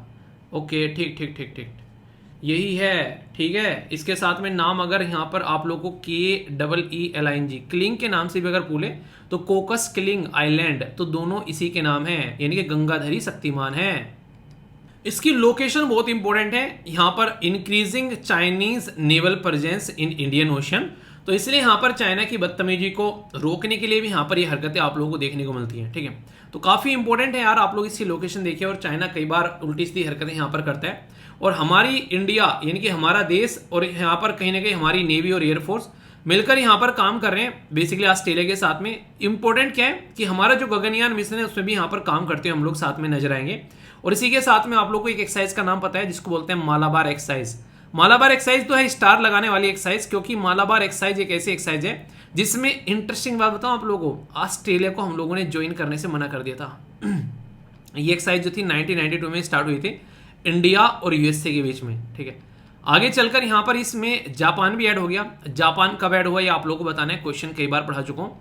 फिर इसमें ऑस्ट्रेलिया को जब ऐड करने की बात की गई थी तो यहाँ पर ऑस्ट्रेलिया ने स्टार्टिंग में चाइना के प्रेशर में आकर उस टाइम पर जो इनके लीडर थे उन्होंने इस एक्सरसाइज को ज्वाइन करने से मना कर दिया था।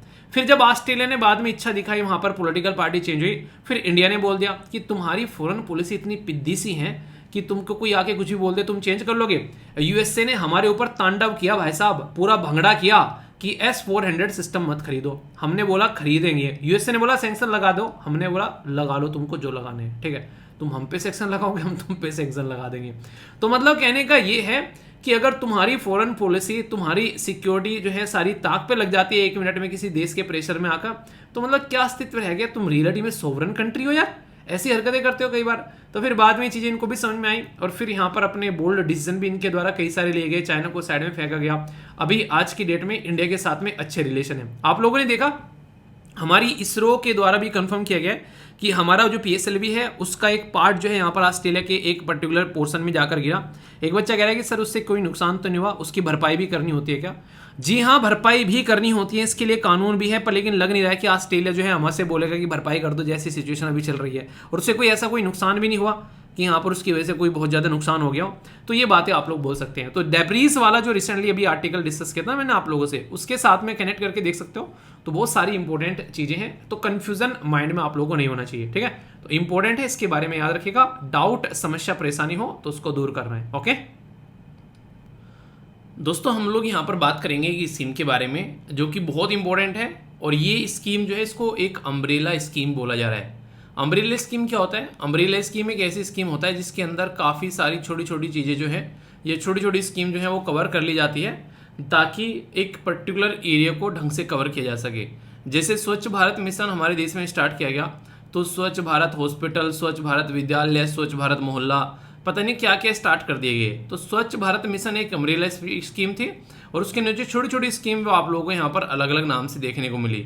ऐसे ही एक स्कीम है जिसका नाम है PM यशस्वी। तो PM यशस्वी जो है इसको अम्ब्रेला स्कीम बोला जा रहा है। अम्ब्रेला स्कीम क्यों बोला जा रहा है? क्योंकि पहले तो इसकी फुल फॉर्म देखिए, ये है PM यंग अचीवर, यानी कि जो यंग एक तरीके से स्टूडेंट हैं, अचीवर के बारे में बात की जा रही है जिन्होंने कुछ अचीव किया है। Scholarship award scheme for vibrant India. तो ये फॉर OBC एंड अदर, एक तो होता है OBC कम्युनिटी के लिए, ये है सब के लिए भी एक तरीके से आप लोग बोल सकते हैं। तो ये स्कीम जो है इसको इम्प्लीमेंट करने की बात यहाँ पर की गई। तो यहाँ पर इसको इम्प्लीमेंट करने वाली एजेंसी कौन सी है पहले तो आप लोगों को ये पता होना चाहिए, और किस किस के लिए है आप लोगों को उसके बारे में भी अभी आइडिया लग जाएगा। जैसे कि सबसे पहले तो ministry of social justice and empowerment जो है वो इस अम्ब्रेला स्कीम को इम्प्लीमेंट कर रही है, जिसका नाम है PM young achiever basically scholarship award. ये स्कीम फॉर वाइब्रेंट इंडिया, ये अदर कम्युनिटी, इसी के साथ में SC, इसी के साथ में D notified, nomadic, semi nomadic जो ट्राइबल कम्युनिटी होती है, इकोनॉमिकली वीकर सेक्शन, उन सब के लिए स्कीम यहाँ पर बेसिकली इंप्लीमेंट की जा रही है। यानी कि आप लोगों को ये देखने को मिलेगा प्री मैट्रिक जो स्कॉलरशिप है फॉर OBC, इसी के साथ में यहाँ पर सारी की सारी जो भी यहाँ पर ये कम्युनिटी है इकोनॉमिकली वीकर सेक्शन, उन सबके लिए यहाँ पर पोस्ट मैट्रिक, टॉप क्लास यहाँ पर एजुकेशन स्कूल, और इसी के साथ में यहाँ पर construction of hostel for OBC boys and girls. तो ये स्कीम एक काफ़ी इंपॉर्टेंट स्कीम है जो कि रिसेंटली अभी इंप्लीमेंट करने की बात की गई, तो ministry of social justice and empowerment के द्वारा, ठीक है। तो किस पर्टिकुलर पर्पज के लिए PM यशस्वी अगर डायरेक्ट आप लोगों से लिखकर बोलने लगे कि ये स्कीम जो है वुमेन एम्पावरमेंट के लिए है, कुछ भी ऐसे कोई भी एक वो बोल दे एक पर्टिकुलर एक स्टेटमेंट देकर आप लोगों के लिए, तो आप लोग कन्फ्यूजन में आ जाओगे। तो हल्का सा आइडिया इस पर्टिकुलर स्कीम के बारे में आप लोग रख सकते हैं। और मिनिस्ट्री ऑफ एजुकेशन नहीं है यहाँ पर, ये याद रखना, ये ministry of social justice and empowerment जो इंप्लीमेंट करने वाली है। नॉर्मली ऐसी चीज़ों के लिए हम लोग बोलते हैं कि मिनिस्ट्री ऑफ एजुकेशन काम कर रही होगी, और पहला स्टेटमेंट वही मिलेगा आप लोगों को अगर क्वेश्चन यहाँ से बनता है तो, ठीक है। दोस्तों कई बार कल्चर से रिलेटेड कई सारे इंपॉर्टेंट क्वेश्चन एग्जाम में आप लोगों से पूछे जाते हैं, तो उसी में से एक है यहाँ पर ये आदि पेरुकू सेलिब्रेट किया जाता है कहाँ पर, ये डेल्टा डिस्ट्रिक्ट्स के अंदर में। तो यहाँ पर ये काफ़ी इंपॉर्टेंट है। पहले तो यहाँ पर एक पर्टिकुलर सेलिब्रेशन के बारे में बात करेंगे, फिर डेल्टा डिस्ट्रिक्ट्स क्या है, यानी कि एक कोई डिस्ट्रिक्ट नहीं है, ये कई सारे डिस्ट्रिक्ट्स हैं, तो कहाँ पर हैं ये लोकेटेड, तो ये भी आप लोगों के लिए इंपॉर्टेंट पॉइंट हो जाता है। अभी यहाँ पर अगर बात करूँ, ये है आदि बेसिकली पेरुकू, ठीक है। तो यहाँ पर आदि पेरुकू जो है, जिसको दूसरे नाम से भी आप लोग जानते हैं, ये क्या है, ये है पथिनिष्टम, ठीक है, पेरुकू। तो ये एक तरीके का फेस्टिवल टाइप में सेलिब्रेट किया जाता है तमिलनाडु के अंदर में। तो तमिलनाडु के अंदर में यहाँ पर बेसिकली आप लोग बोल सकते हैं कि जो पानी है यानी कि जो वाटर है उसका आभार एक प्रस्तुत किया जाता है। एक तरीके से पानी जिस तरीके से हमारी लाइफ में रोल प्ले करता है, और कहीं ना कहीं जैसे मानसून आती है उसके लिए भी यहाँ पर एक सेलिब्रेशन आप लोग इसको बोल सकते हैं। ये पर्टिकुलर सेलिब्रेशन जो है तमिलनाडु का जो लोकल कैलेंडर है उसके हिसाब से 18वें दिन पड़ता है। यहाँ पर अगर बात करें उनके आदि महीने के, तो उसी के नाम पर इसका नाम आदि पेरुकू इसका नाम रखा गया है, ठीक है। तो जो कैलेंडर है उसके हिसाब से यहाँ पर रखा गया, और ये कहीं ना कहीं आप लोग बोल सकते हैं कि एक ऐसी चीज को अप्रिशिएट करता है। यहाँ पर एक जो शुरुआत होती है जिसमें आप लोग बोल सकते हैं कि नदी का जलस्तर बढ़ता है, और लोग जो हैं कहीं ना कहीं अपना जैसे कि चावल वगैरह बोने हैं वो सारी चीजें, और कोई भी वनस्पति जो है उसके लाभ उठा पाते हैं। यानी कि एक तरीके से मॉनसून के एक आप लोग महीने में यहाँ पर ये सारी बातें देख सकते हैं। ये सबसे बड़ी बात क्या है यहाँ पर, ये कावेरी रिवर जो है, कावेरी रिवर का जो डेल्टा है यहाँ पर, उस पर आप लोगों को ये चीजें देखने को मिलेगी। मतलब क्या है इसका मतलब, यहाँ पर आप लोगों के लिए ये है, जैसे अगर आप लोग देखेंगे यहाँ पर ये हो गया तमिलनाडु, तो तमिलनाडु में जो कावेरी रिवर है यहाँ पर जब वो गिरती है आकर पर्टिकुलर एरिया में, तो वो डेल्टा बनाती है। तो जो डेल्टा बनाती है मतलब एक तरीके से टूट टूट कर ऐसे अलग अलग धाराओं में आकर बहकर गिरती है। तो यहाँ पर उसमें कई सारे डिस्ट्रिक्ट से होकर गुजरती है। तो तमिलनाडु के अंदर में जो पर्टिकुलर एरिया है उसको हम लोग क्या बोलते हैं, उसको हम लोग डेल्टा डिस्ट्रिक्ट बोलते हैं, ठीक है। तो ये भी एक इंटरेस्टिंग क्वेश्चन आप लोगों के लिए बन सकता है। तो यहाँ पर उसी से रिलेटेड ये फेस्टिवल सेलिब्रेट किया जाता है, और कावेरी रिवर से ये डायरेक्ट कनेक्टेड आप लोगों को देखने को मिलेगा। तो लोग जो है इकट्ठे होते हैं यहाँ पर, सेलिब्रेशन करते हैं अच्छे से, खाना वाना इस तरीके से ना पूजते हैं। जैसे कि आप लोगों ने नॉर्मली छठ पूजा देखी ना बिहार के अंदर में, और कई सारे जो और एरिया हमारे देश में सेलिब्रेट किए जाते हैं, उसी के साथ में कनेक्ट करके देख सकते हैं। पर लेकिन यहाँ पर ये थोड़ी सी अलग तरीके से सेलिब्रेशन देखने को मिलते हैं। हमारा देश ना यार बड़ा प्यारा सा देश है, बहुत सारी कल्चर्स चीज़ें आप लोगों को देखने को मिलेगी। लोकल एरिया पर कई सारे फेस्टिवल देखने को मिलेंगे। हम पेड़ों की पूजा करते हैं, फसल की पूजा करते हैं, पानी की पूजा करते हैं, इवन गोबर तक की पूजा करते हैं। आप लोगों ने देखा होगा दीपावली के बाद में गोवर्धन पूजा एक तरीके से सेलिब्रेट की जाती है।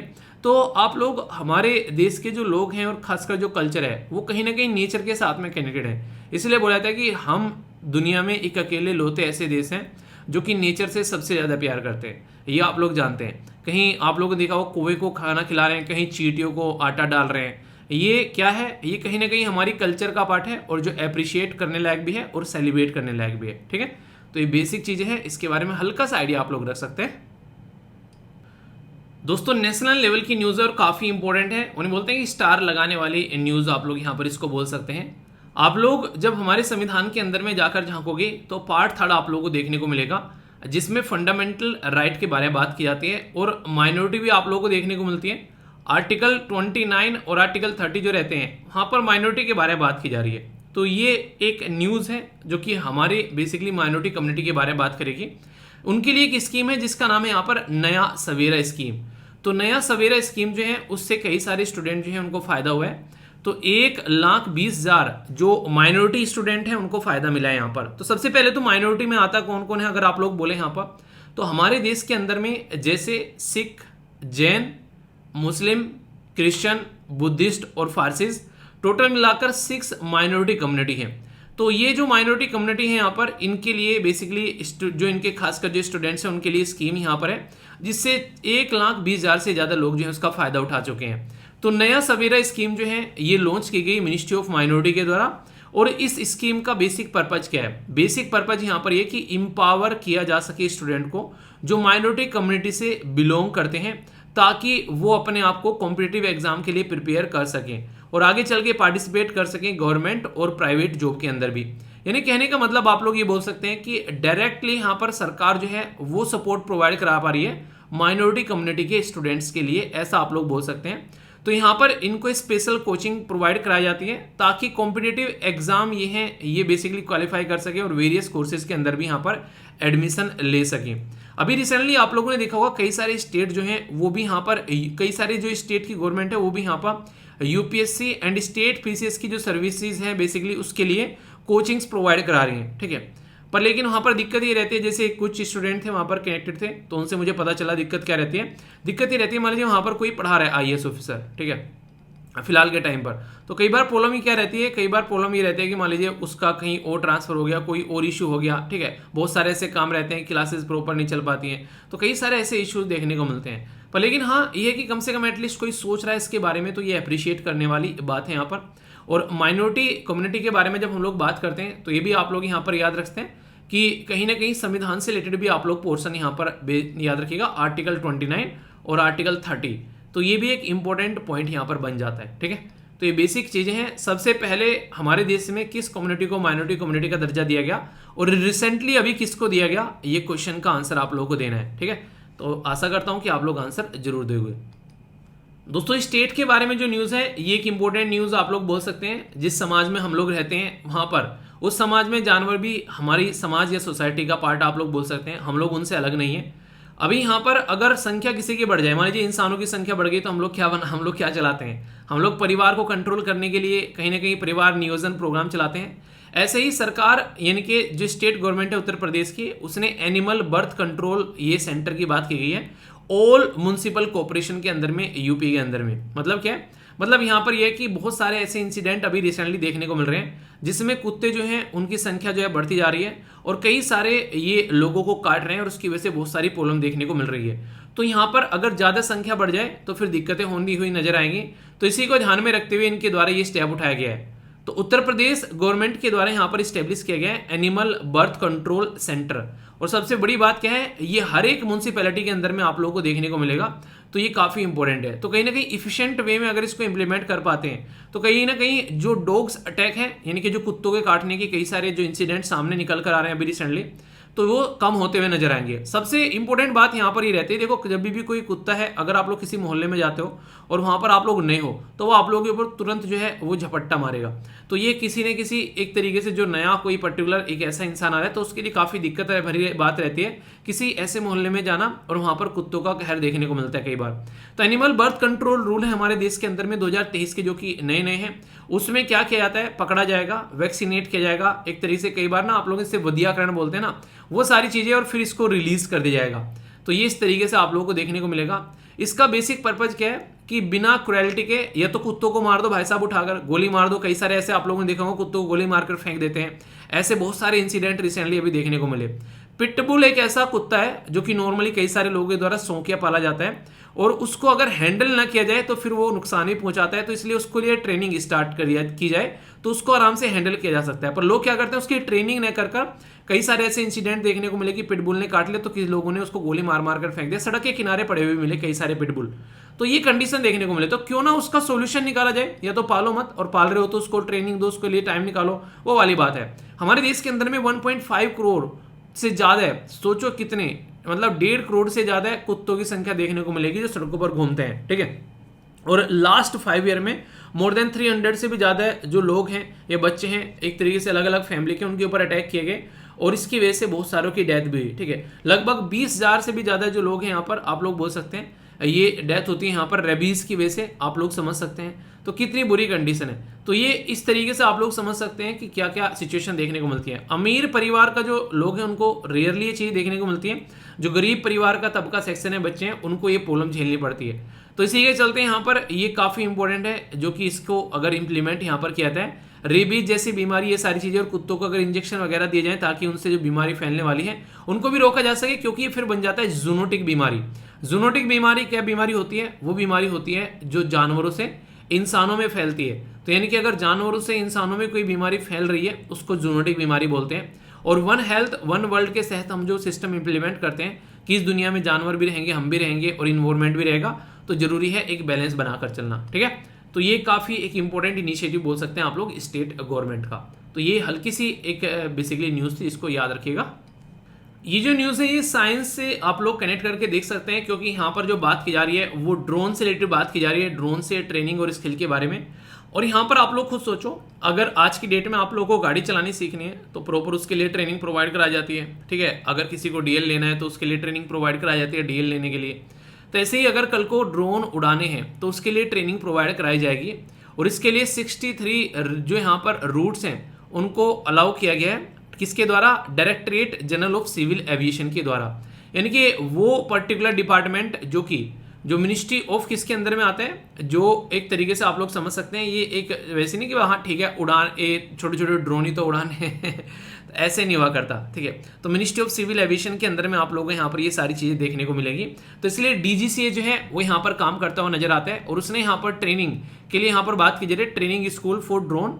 इसके द्वारा सर्टिफाइड किए गए हैं अलग अलग एरिया पर जो रूट्स हैं, तो अभी इसमें अप्रूव कर दिए गए हैं लगभग 5500 जो रिमोट पायलट सर्टिफिकेशन आप लोगों को देखने को मिलेंगे अलग अलग रूट्स पर, और 25 जो सर्टिफिकेशन है वो अभी ड्रोन मैन्युफैक्चरिंग इंडिया के लिए दिए जा चुके हैं। आने वाले टाइम में ये माना जा रहा है कि ड्रोन जो है वो बहुत बड़ा रोल प्ले करेगा। कहीं घर पर किसी सामान को डिलीवर करने के लिए, खून जो है वो लोगों तक टाइम पर पहुंचाने के लिए, कई बार ऑर्गन रहते हैं उनको टाइम पर पहुंचाने के लिए, कई बार कुछ भी डिलीवरी जा रही है यहाँ पर एक तरीके से अलग अलग कंपनी से, अमेजन वगैरह उसका इस्तेमाल कर रहे थे। सिक्योरिटी के लिए यहाँ पर इसका इस्तेमाल किया जा रहा है। पेड़ बेसिकली एग्रीकल्चर में स्प्रे करने के लिए या फिर पेड़ लगाने के लिए भी इसका एक तरीके से इस्तेमाल किया गया। जो मैंने आप लोगों से एग्रीकल्चर में ड्रोन के इस्तेमाल कैसे होते हैं उसमें ये सारी बातें बढ़ाई थी। तो ड्रोन बहुत बड़ा रोल प्ले करने वाला है हर एक सेक्टर के अंदर में, ठीक है। तो इसी के चलते यहाँ पर हमारे देश के अंदर में एक तरीके से आप लोग बोल सकते हैं कि ये किसके तहत प्रोवाइड कराया जा रहा है, तो एयरक्राफ्ट अमेंडमेंट एक्ट लाया गया था 2020 के, उसके तहत प्रोवाइड कराया जा रहा है कि कैसे हम लोग रेगुलेट कर सकते हैं ट्रांसपोर्ट सर्विस जो एयर के अंदर में है खासकर, और इसको जो हमारे देश के अंदर में डीजीसी है ये इन्फोर्स करता है, और हेडक्वार्टर जो है आप लोगों को यहाँ पर न्यू दिल्ली के अंदर में देखने को मिलेगा। तो ये बहुत ही बेसिक सी चीजें हैं, डायरेक्ट क्वेश्चन पूछ रहे हैं तो कंफ्यूजन नहीं होना चाहिए, ठीक है। कई बार क्वेश्चन बन जाया करते हैं। इकोनॉमी से रिलेटेड न्यूज आ रही है, और गवर्नमेंट का ई मार्केट प्लेस जो उसके अंदर में रजिस्टर किया गया हाईएस्ट आप लोगों को देखने को मिलेगा। सरकार भी एक प्लेटफॉर्म प्रोवाइड कराती है जहां पर अपना प्रोडक्ट वगैरह बेचा जा सके, तो यहाँ पर गवर्नमेंट ई मार्केट प्लेस बोलते हैं। तो government e market place GM में यहाँ पर ये बात की जा रही है ग्रोस मर्चेंडाइज वैल्यू ये मोर देन 2 लाख करोड़ जो देखने को मिली जो फिजिकल ईयर जो 2022-23 का, उसमें यहाँ पर जब चेक किया गया, यानी कि ओवरऑल जो टोटल प्रोडक्ट यहाँ पर इसके थ्रू यहाँ पर निकाले गए उसके बारे में बात की जा रही है एक पर्टिकुलर पीरियड के अंदर में।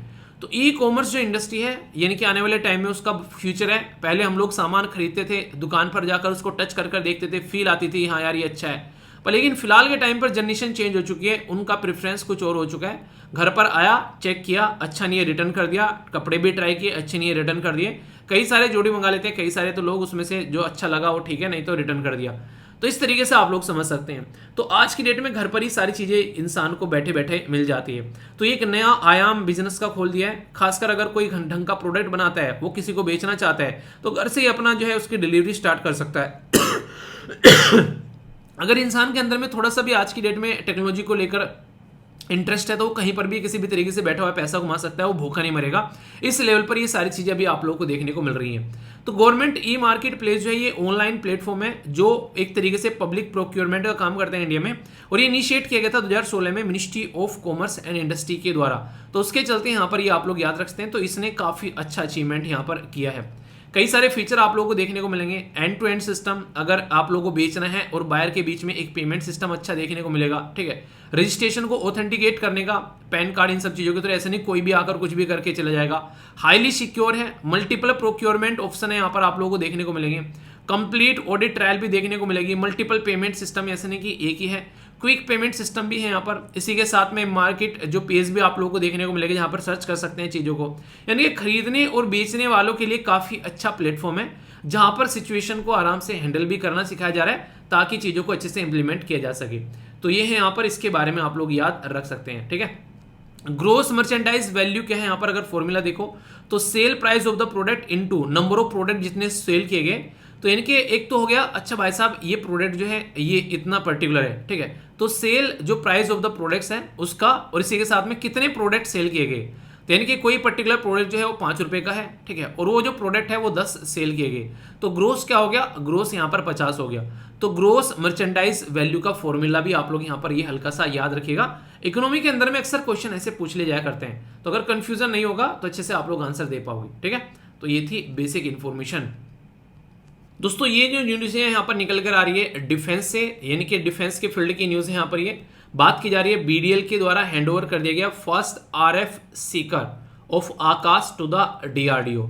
तो क्या है ये पूरा, इसके बारे में बात करेंगे। ऐसी कोई न्यूज़ होती है तो उसको आप लोग साइंस एंड टेक के साथ भी कनेक्ट कर कर देख सकते हैं, तो दोनों जगह आप लोग बोल सकते हैं। पहले तो बीडीएल क्या है, इसको बोलते हैं भारत डायनामिक लिमिटेड। तो एक कंपनी है हमारे देश के अंदर में जिसने फर्स्ट रेडियो फ्रीक्वेंसी सीकर जो है ऑफ आकाश, ये नेक्स्ट जनरेशन वेपन सिस्टम है यहाँ पर, जो बेसिकली यहाँ पर अभी न्यूली कमीशन किया गया है। और यहाँ पर ये किसको हैंडओवर किया गया है, डीआरडीओ यानी कि defence research and development organisation, जो कि हमारे देश में एक ऐसी पर्टिकुलर जो ऑर्गेनाइजेशन है जो कि डिफेंस के लिए काम करती है। तो जो यहाँ पर सीकर है ये क्रिटिकल एंड टेक्नोलॉजी जो एक तरीके से इंटेंसिव सब सिस्टम है, जो सरफेस टू एयर मिसाइल और एयर टू एयर मिसाइल में टारगेट ट्रैकिंग के लिए यहाँ पर एक तरीके से यूज किया जाएगा।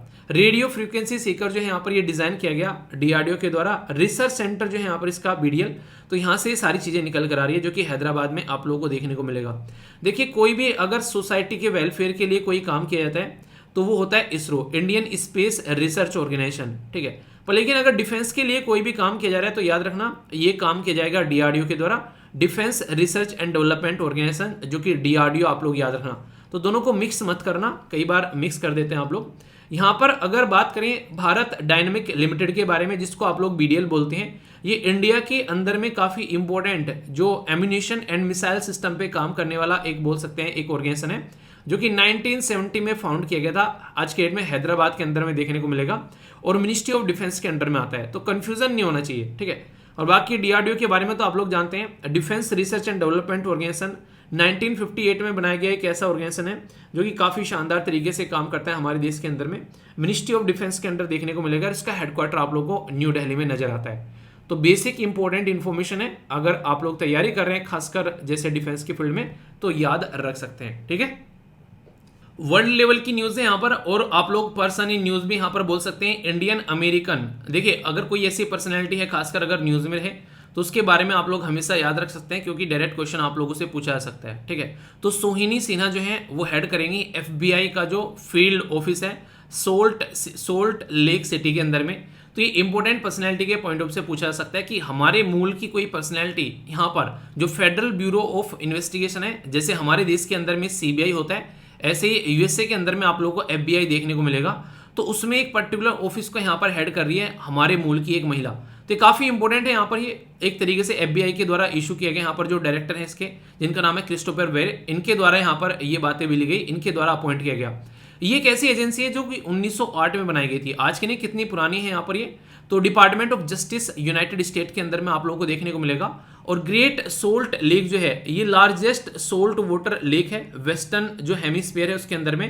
तो 8th लार्जेस्ट टर्मिनल लेक है इन द वर्ल्ड में। और यहाँ पर जो लेक है इसको यहाँ पर अमेरिकन डेड लेक के नाम से भी जानते हैं। तो इसकी लोकेशन भी आप लोग यहाँ पर देख सकते हैं, ये है ग्रेट सोल्ट लेक। आप लोगों से अगर पूछा भी जाए यहाँ पर, और फेडरल ब्यूरो ऑफ इन्वेस्टिगेशन के बारे में मैंने बताया कि 1908 में बनाई गई यूएसए की एक खुफिया एजेंसी के तौर पर आप लोग इसको बोल सकते हैं। और आप लोगों से क्वेश्चन ही पूछे तो याद रखिएगा, ये यूएसए के अंदर में जो वॉशिंगटन डीसी उनका जो कैपिटल है वहां पर आप लोगों को देखने को मिलेगा।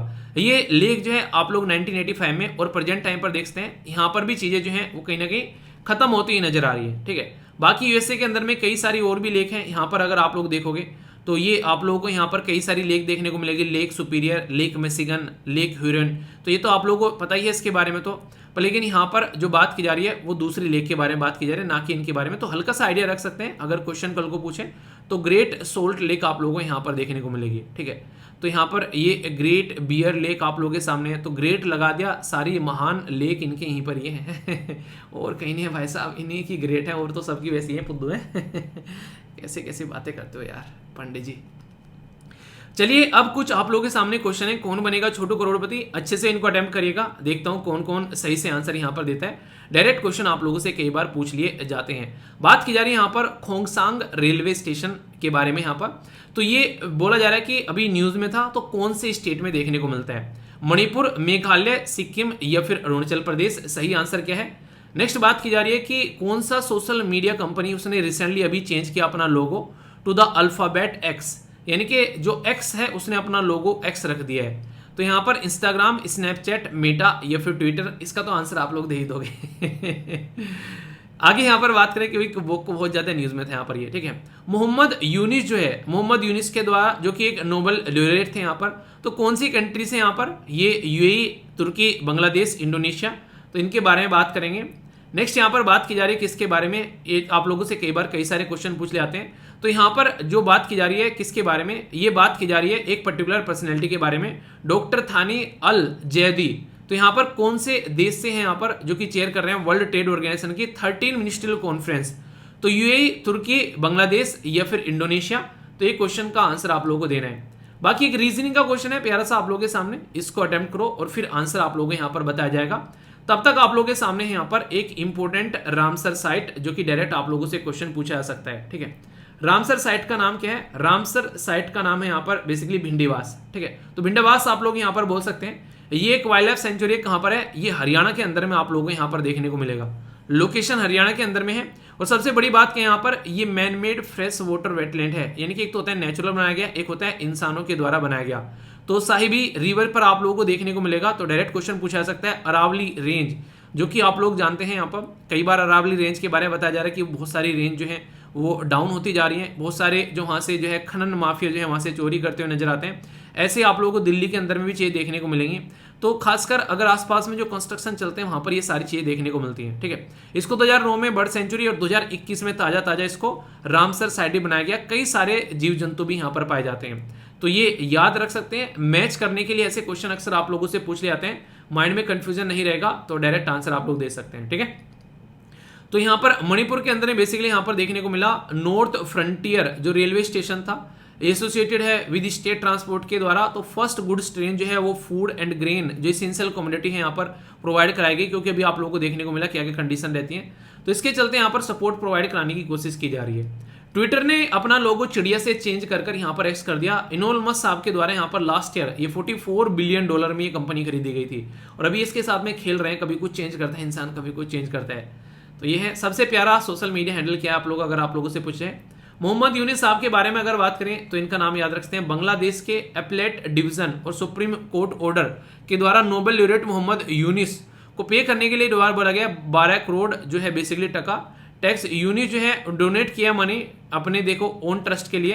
देखो कई बार क्या होता है मुद्दा क्या चलते हैं यहाँ पर, इंसान जो है टैक्स को चोरी करने की कोशिश करता है, तो उसकी वजह से यहाँ पर ये भाई साहब न्यूज में आ गए, ठीक है। तो इनकम टैक्स अथॉरिटी जो है यहाँ पर वो कह रही है कि अपनी खुद के ट्रस्ट में पैसे दे रहे हो, नहीं इंसान कई बार पैसे को चोरी करने की कोशिश करता है। तो इनकम टैक्स ने पकड़ लिया भाई साहब गला, आओ भैया, ठीक है। तो उसकी वजह से न्यूज में है ये। चलिए कोई नहीं। यहाँ पर बात की जा रही है किसके बारे में, यहाँ पर डॉक्टर ये बेसिकली जिनका नाम था थानी अल जैदी, ठीक है। तो यहाँ पर किस देश से हैं ये बोला जा रहा है, ये यूएई से देखने को मिलेंगे। तो यूएई के जो फॉरेन मिनिस्टर हैं ये अभी यहाँ पर जो 13th मीटिंग आप लोगों को देखने को मिलेगी किसकी, अबू धाबी की, फरवरी 2024 के अंदर में, उसको ये हेड करने वाले हैं। तो ये अबू धाबी के अंदर में किसकी, वर्ल्ड ट्रेड ऑर्गेनाइजेशन की। तो डायरेक्ट क्वेश्चन आप लोगों से पूछा जा सकता है, इसको लेकर कोई कंफ्यूजन माइंड में नहीं होना चाहिए, ठीक है। बाकी सी सेट है, इसका क्वेश्चन का आंसर आप लोगों के सामने ए है, तो अच्छे से अटेम्प्ट किया कीजिए और कोई भी डाउट नहीं होना चाहिए मन में, ठीक है। बेसिक चीजें हैं।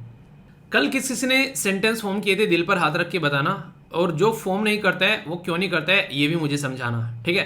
बहुत बहुत इंपॉर्टेंट है यार, इनको आप लोग जरूर ट्राई किया करो। आप लोग की इंग्लिश भी इंप्रूव होगी और आप लोगों को काफ़ी मजा आएगा जब भी आप लोग इनका इस्तेमाल करोगे, क्योंकि जब इंसान कुछ नया सीखता है तो कॉन्फिडेंस आता है। पहला शब्द है यहाँ पर रिक्लेमेशन। ये होता है एक प्रोसीजर जिसमें आप लोग किसी चीज को एक तरीके से ना पुनः प्राप्त करते हो, किसी चीज को नहीं रिकवर करना, रिकैप्चर करना, और नहीं कहते फिर से हम लोगों ने उसको एक तरीके से ले लिया है, ठीक है। इसका अपोजिट क्या होता है, किसी चीज का खो जाना। तो यहाँ पर ये शब्द है काफी इंपॉर्टेंट, ठीक है। नेक्स्ट है यहाँ पर प्यूरिटेनिकल। तो यहाँ पर ये क्या होता है, सख्त किसी चीज़ को लेकर एक तरीके से आप लोग बोल सकते हैं कि, या फिर स्ट्रिक्ट बोल सकते हैं किसी पर्टिकुलर चीज़ को लेकर, जैसे अपने किसी पर्टिकुलर धर्म को लेकर, किसी पर्टिकुलर बिहेवियर को लेकर, ठीक है। यानी कहते हैं कि ये बिल्कुल गलत काम नहीं करता है बंदा, बिल्कुल एक सही बंदा है, ठीक है। नेक्स्ट है वॉन्ट, ये होता है यहाँ पर अपने, ये बेसिकली अपनी बड़ाई करना, नहीं सेखी मारना, डींगे मारना, तो कई बार ये शब्द यूज किया था, ये वॉन्ट पर्सन है, ठीक है। तो यहाँ पर इस तरीके से बोल सकते हैं। नेक्स्ट यहाँ पर कॉन्डेन, ये बेसिकली होता है माफ करना, कि जानबूझकर एक तरीके से ना, कई बार क्या होता है चीजें, कई सारे इंसान जो है एक तरीके से कि हाँ ठीक है छोड़ दो यार, ऐसा बिहेवियर होता है ना कि कोई नहीं, टेंशन नहीं, मतलब भले इसने गलत कर दिया पर छोड़ दो इसको, तो वाली बात होती है, ठीक है। तो ये आप लोग बोल सकते हैं, तो ये शब्द यूज कर सकते हैं। नेक्स्ट है कर्सरी, ये होता है जल्दबाजी, किसी चीज में जल्दबाजी करना, तो ये भी रहता है कि लापरवाही बरतना, आप लोग यहाँ पर बोल सकते हो। तो कोई भी अगर जल्दबाजी कर रहा हो, लापरवाही बरत रहा हो, तो उसके लिए आप लोग इस शब्द को बड़ी आसानी से यूज कर सकते हो, ठीक है। बाकी इस लेक्चर की पीडीएफ जो है वो आप लोगों को टेलीग्राम पर भी मिल जाएगी यहाँ पर, और जो वीडियो स्टार्टिंग में दिखाई थी वो भी यहाँ पर शेयर करूंगा, आप लोग देखना और शेयर भी करना उसको, ताकि लोग जो है इस तरीके की चीज़ों से बच जाएं। और अगर आप लोग यहाँ पर आंसर राइटिंग के साथ में कनेक्ट होना चाहते हैं, तो यहाँ पर एक दूसरे का आंसर रिव्यू करने का एफर्ट जरूर डालो। अगर कोई रिव्यू नहीं कर रहा है तो आप लोग अपने आंसर को रिव्यू कर सकते हैं यहाँ पर देखकर, जो कि एक डेमो आंसर पोस्ट किया जाता है। बाकी जो भी यहाँ पर क्लासेस चलती हैं यहाँ पर, खासकर एप्लीकेशन के ऊपर, उसके जो लेक्चर्स की पीडीएफ है, अगर आप लोग चाहते हैं कि आप लोगों को ये मिले तो आप लोग इसको ज्वाइन कर सकते हैं। और इसी के साथ में अगर टेस्ट देना चाहते हैं, जो क्लासेस चलती हैं एप्लीकेशन के ऊपर, आप लोग कोर्स का पार्ट नहीं है, फिर भी आप लोगों को लगता है टेस्ट देकर देखें, तो वीकली टेस्ट होता है, उसको भी आप लोग ज्वाइन कर सकते हैं, ठीक है। ये छोटी छोटी चीजें इसलिए स्टार्ट की गई हैं अलग से, कई सारे बच्चे इसके लिए बोले थे कि सर कुछ ऐसा मिल सकता है क्या, कि कोर्स नहीं है पर फिर भी हम लोग एक नहीं थोड़ा सा अपनी तैयारी को सही डायरेक्शन में लेकर चल सकें। तो एप्लीकेशन पर जाना, सारी चीज़ें आप लोगों को अवेलेबल देखने को मिल जाएंगी, ठीक है, जिससे कि आप लोग चीज़ों को अच्छे से समझ पाओगे। तो कैसा लगा आज का ये डिस्कशन जरूर बताना। कोई दिक्कत, कोई समस्या, कोई परेशानी हो तो उसको यहीं पर ही छोड़कर जाना। नेक्स्ट लेक्चर मिलता हो, तब तक अपना ध्यान रखिए। बड़ों को नमस्ते, छोटों को प्यार, छोटी सी लाइफ एंजॉय करार। मिलता हूँ नेक्स्ट वीडियो में, तब तक के लिए जय हिंद।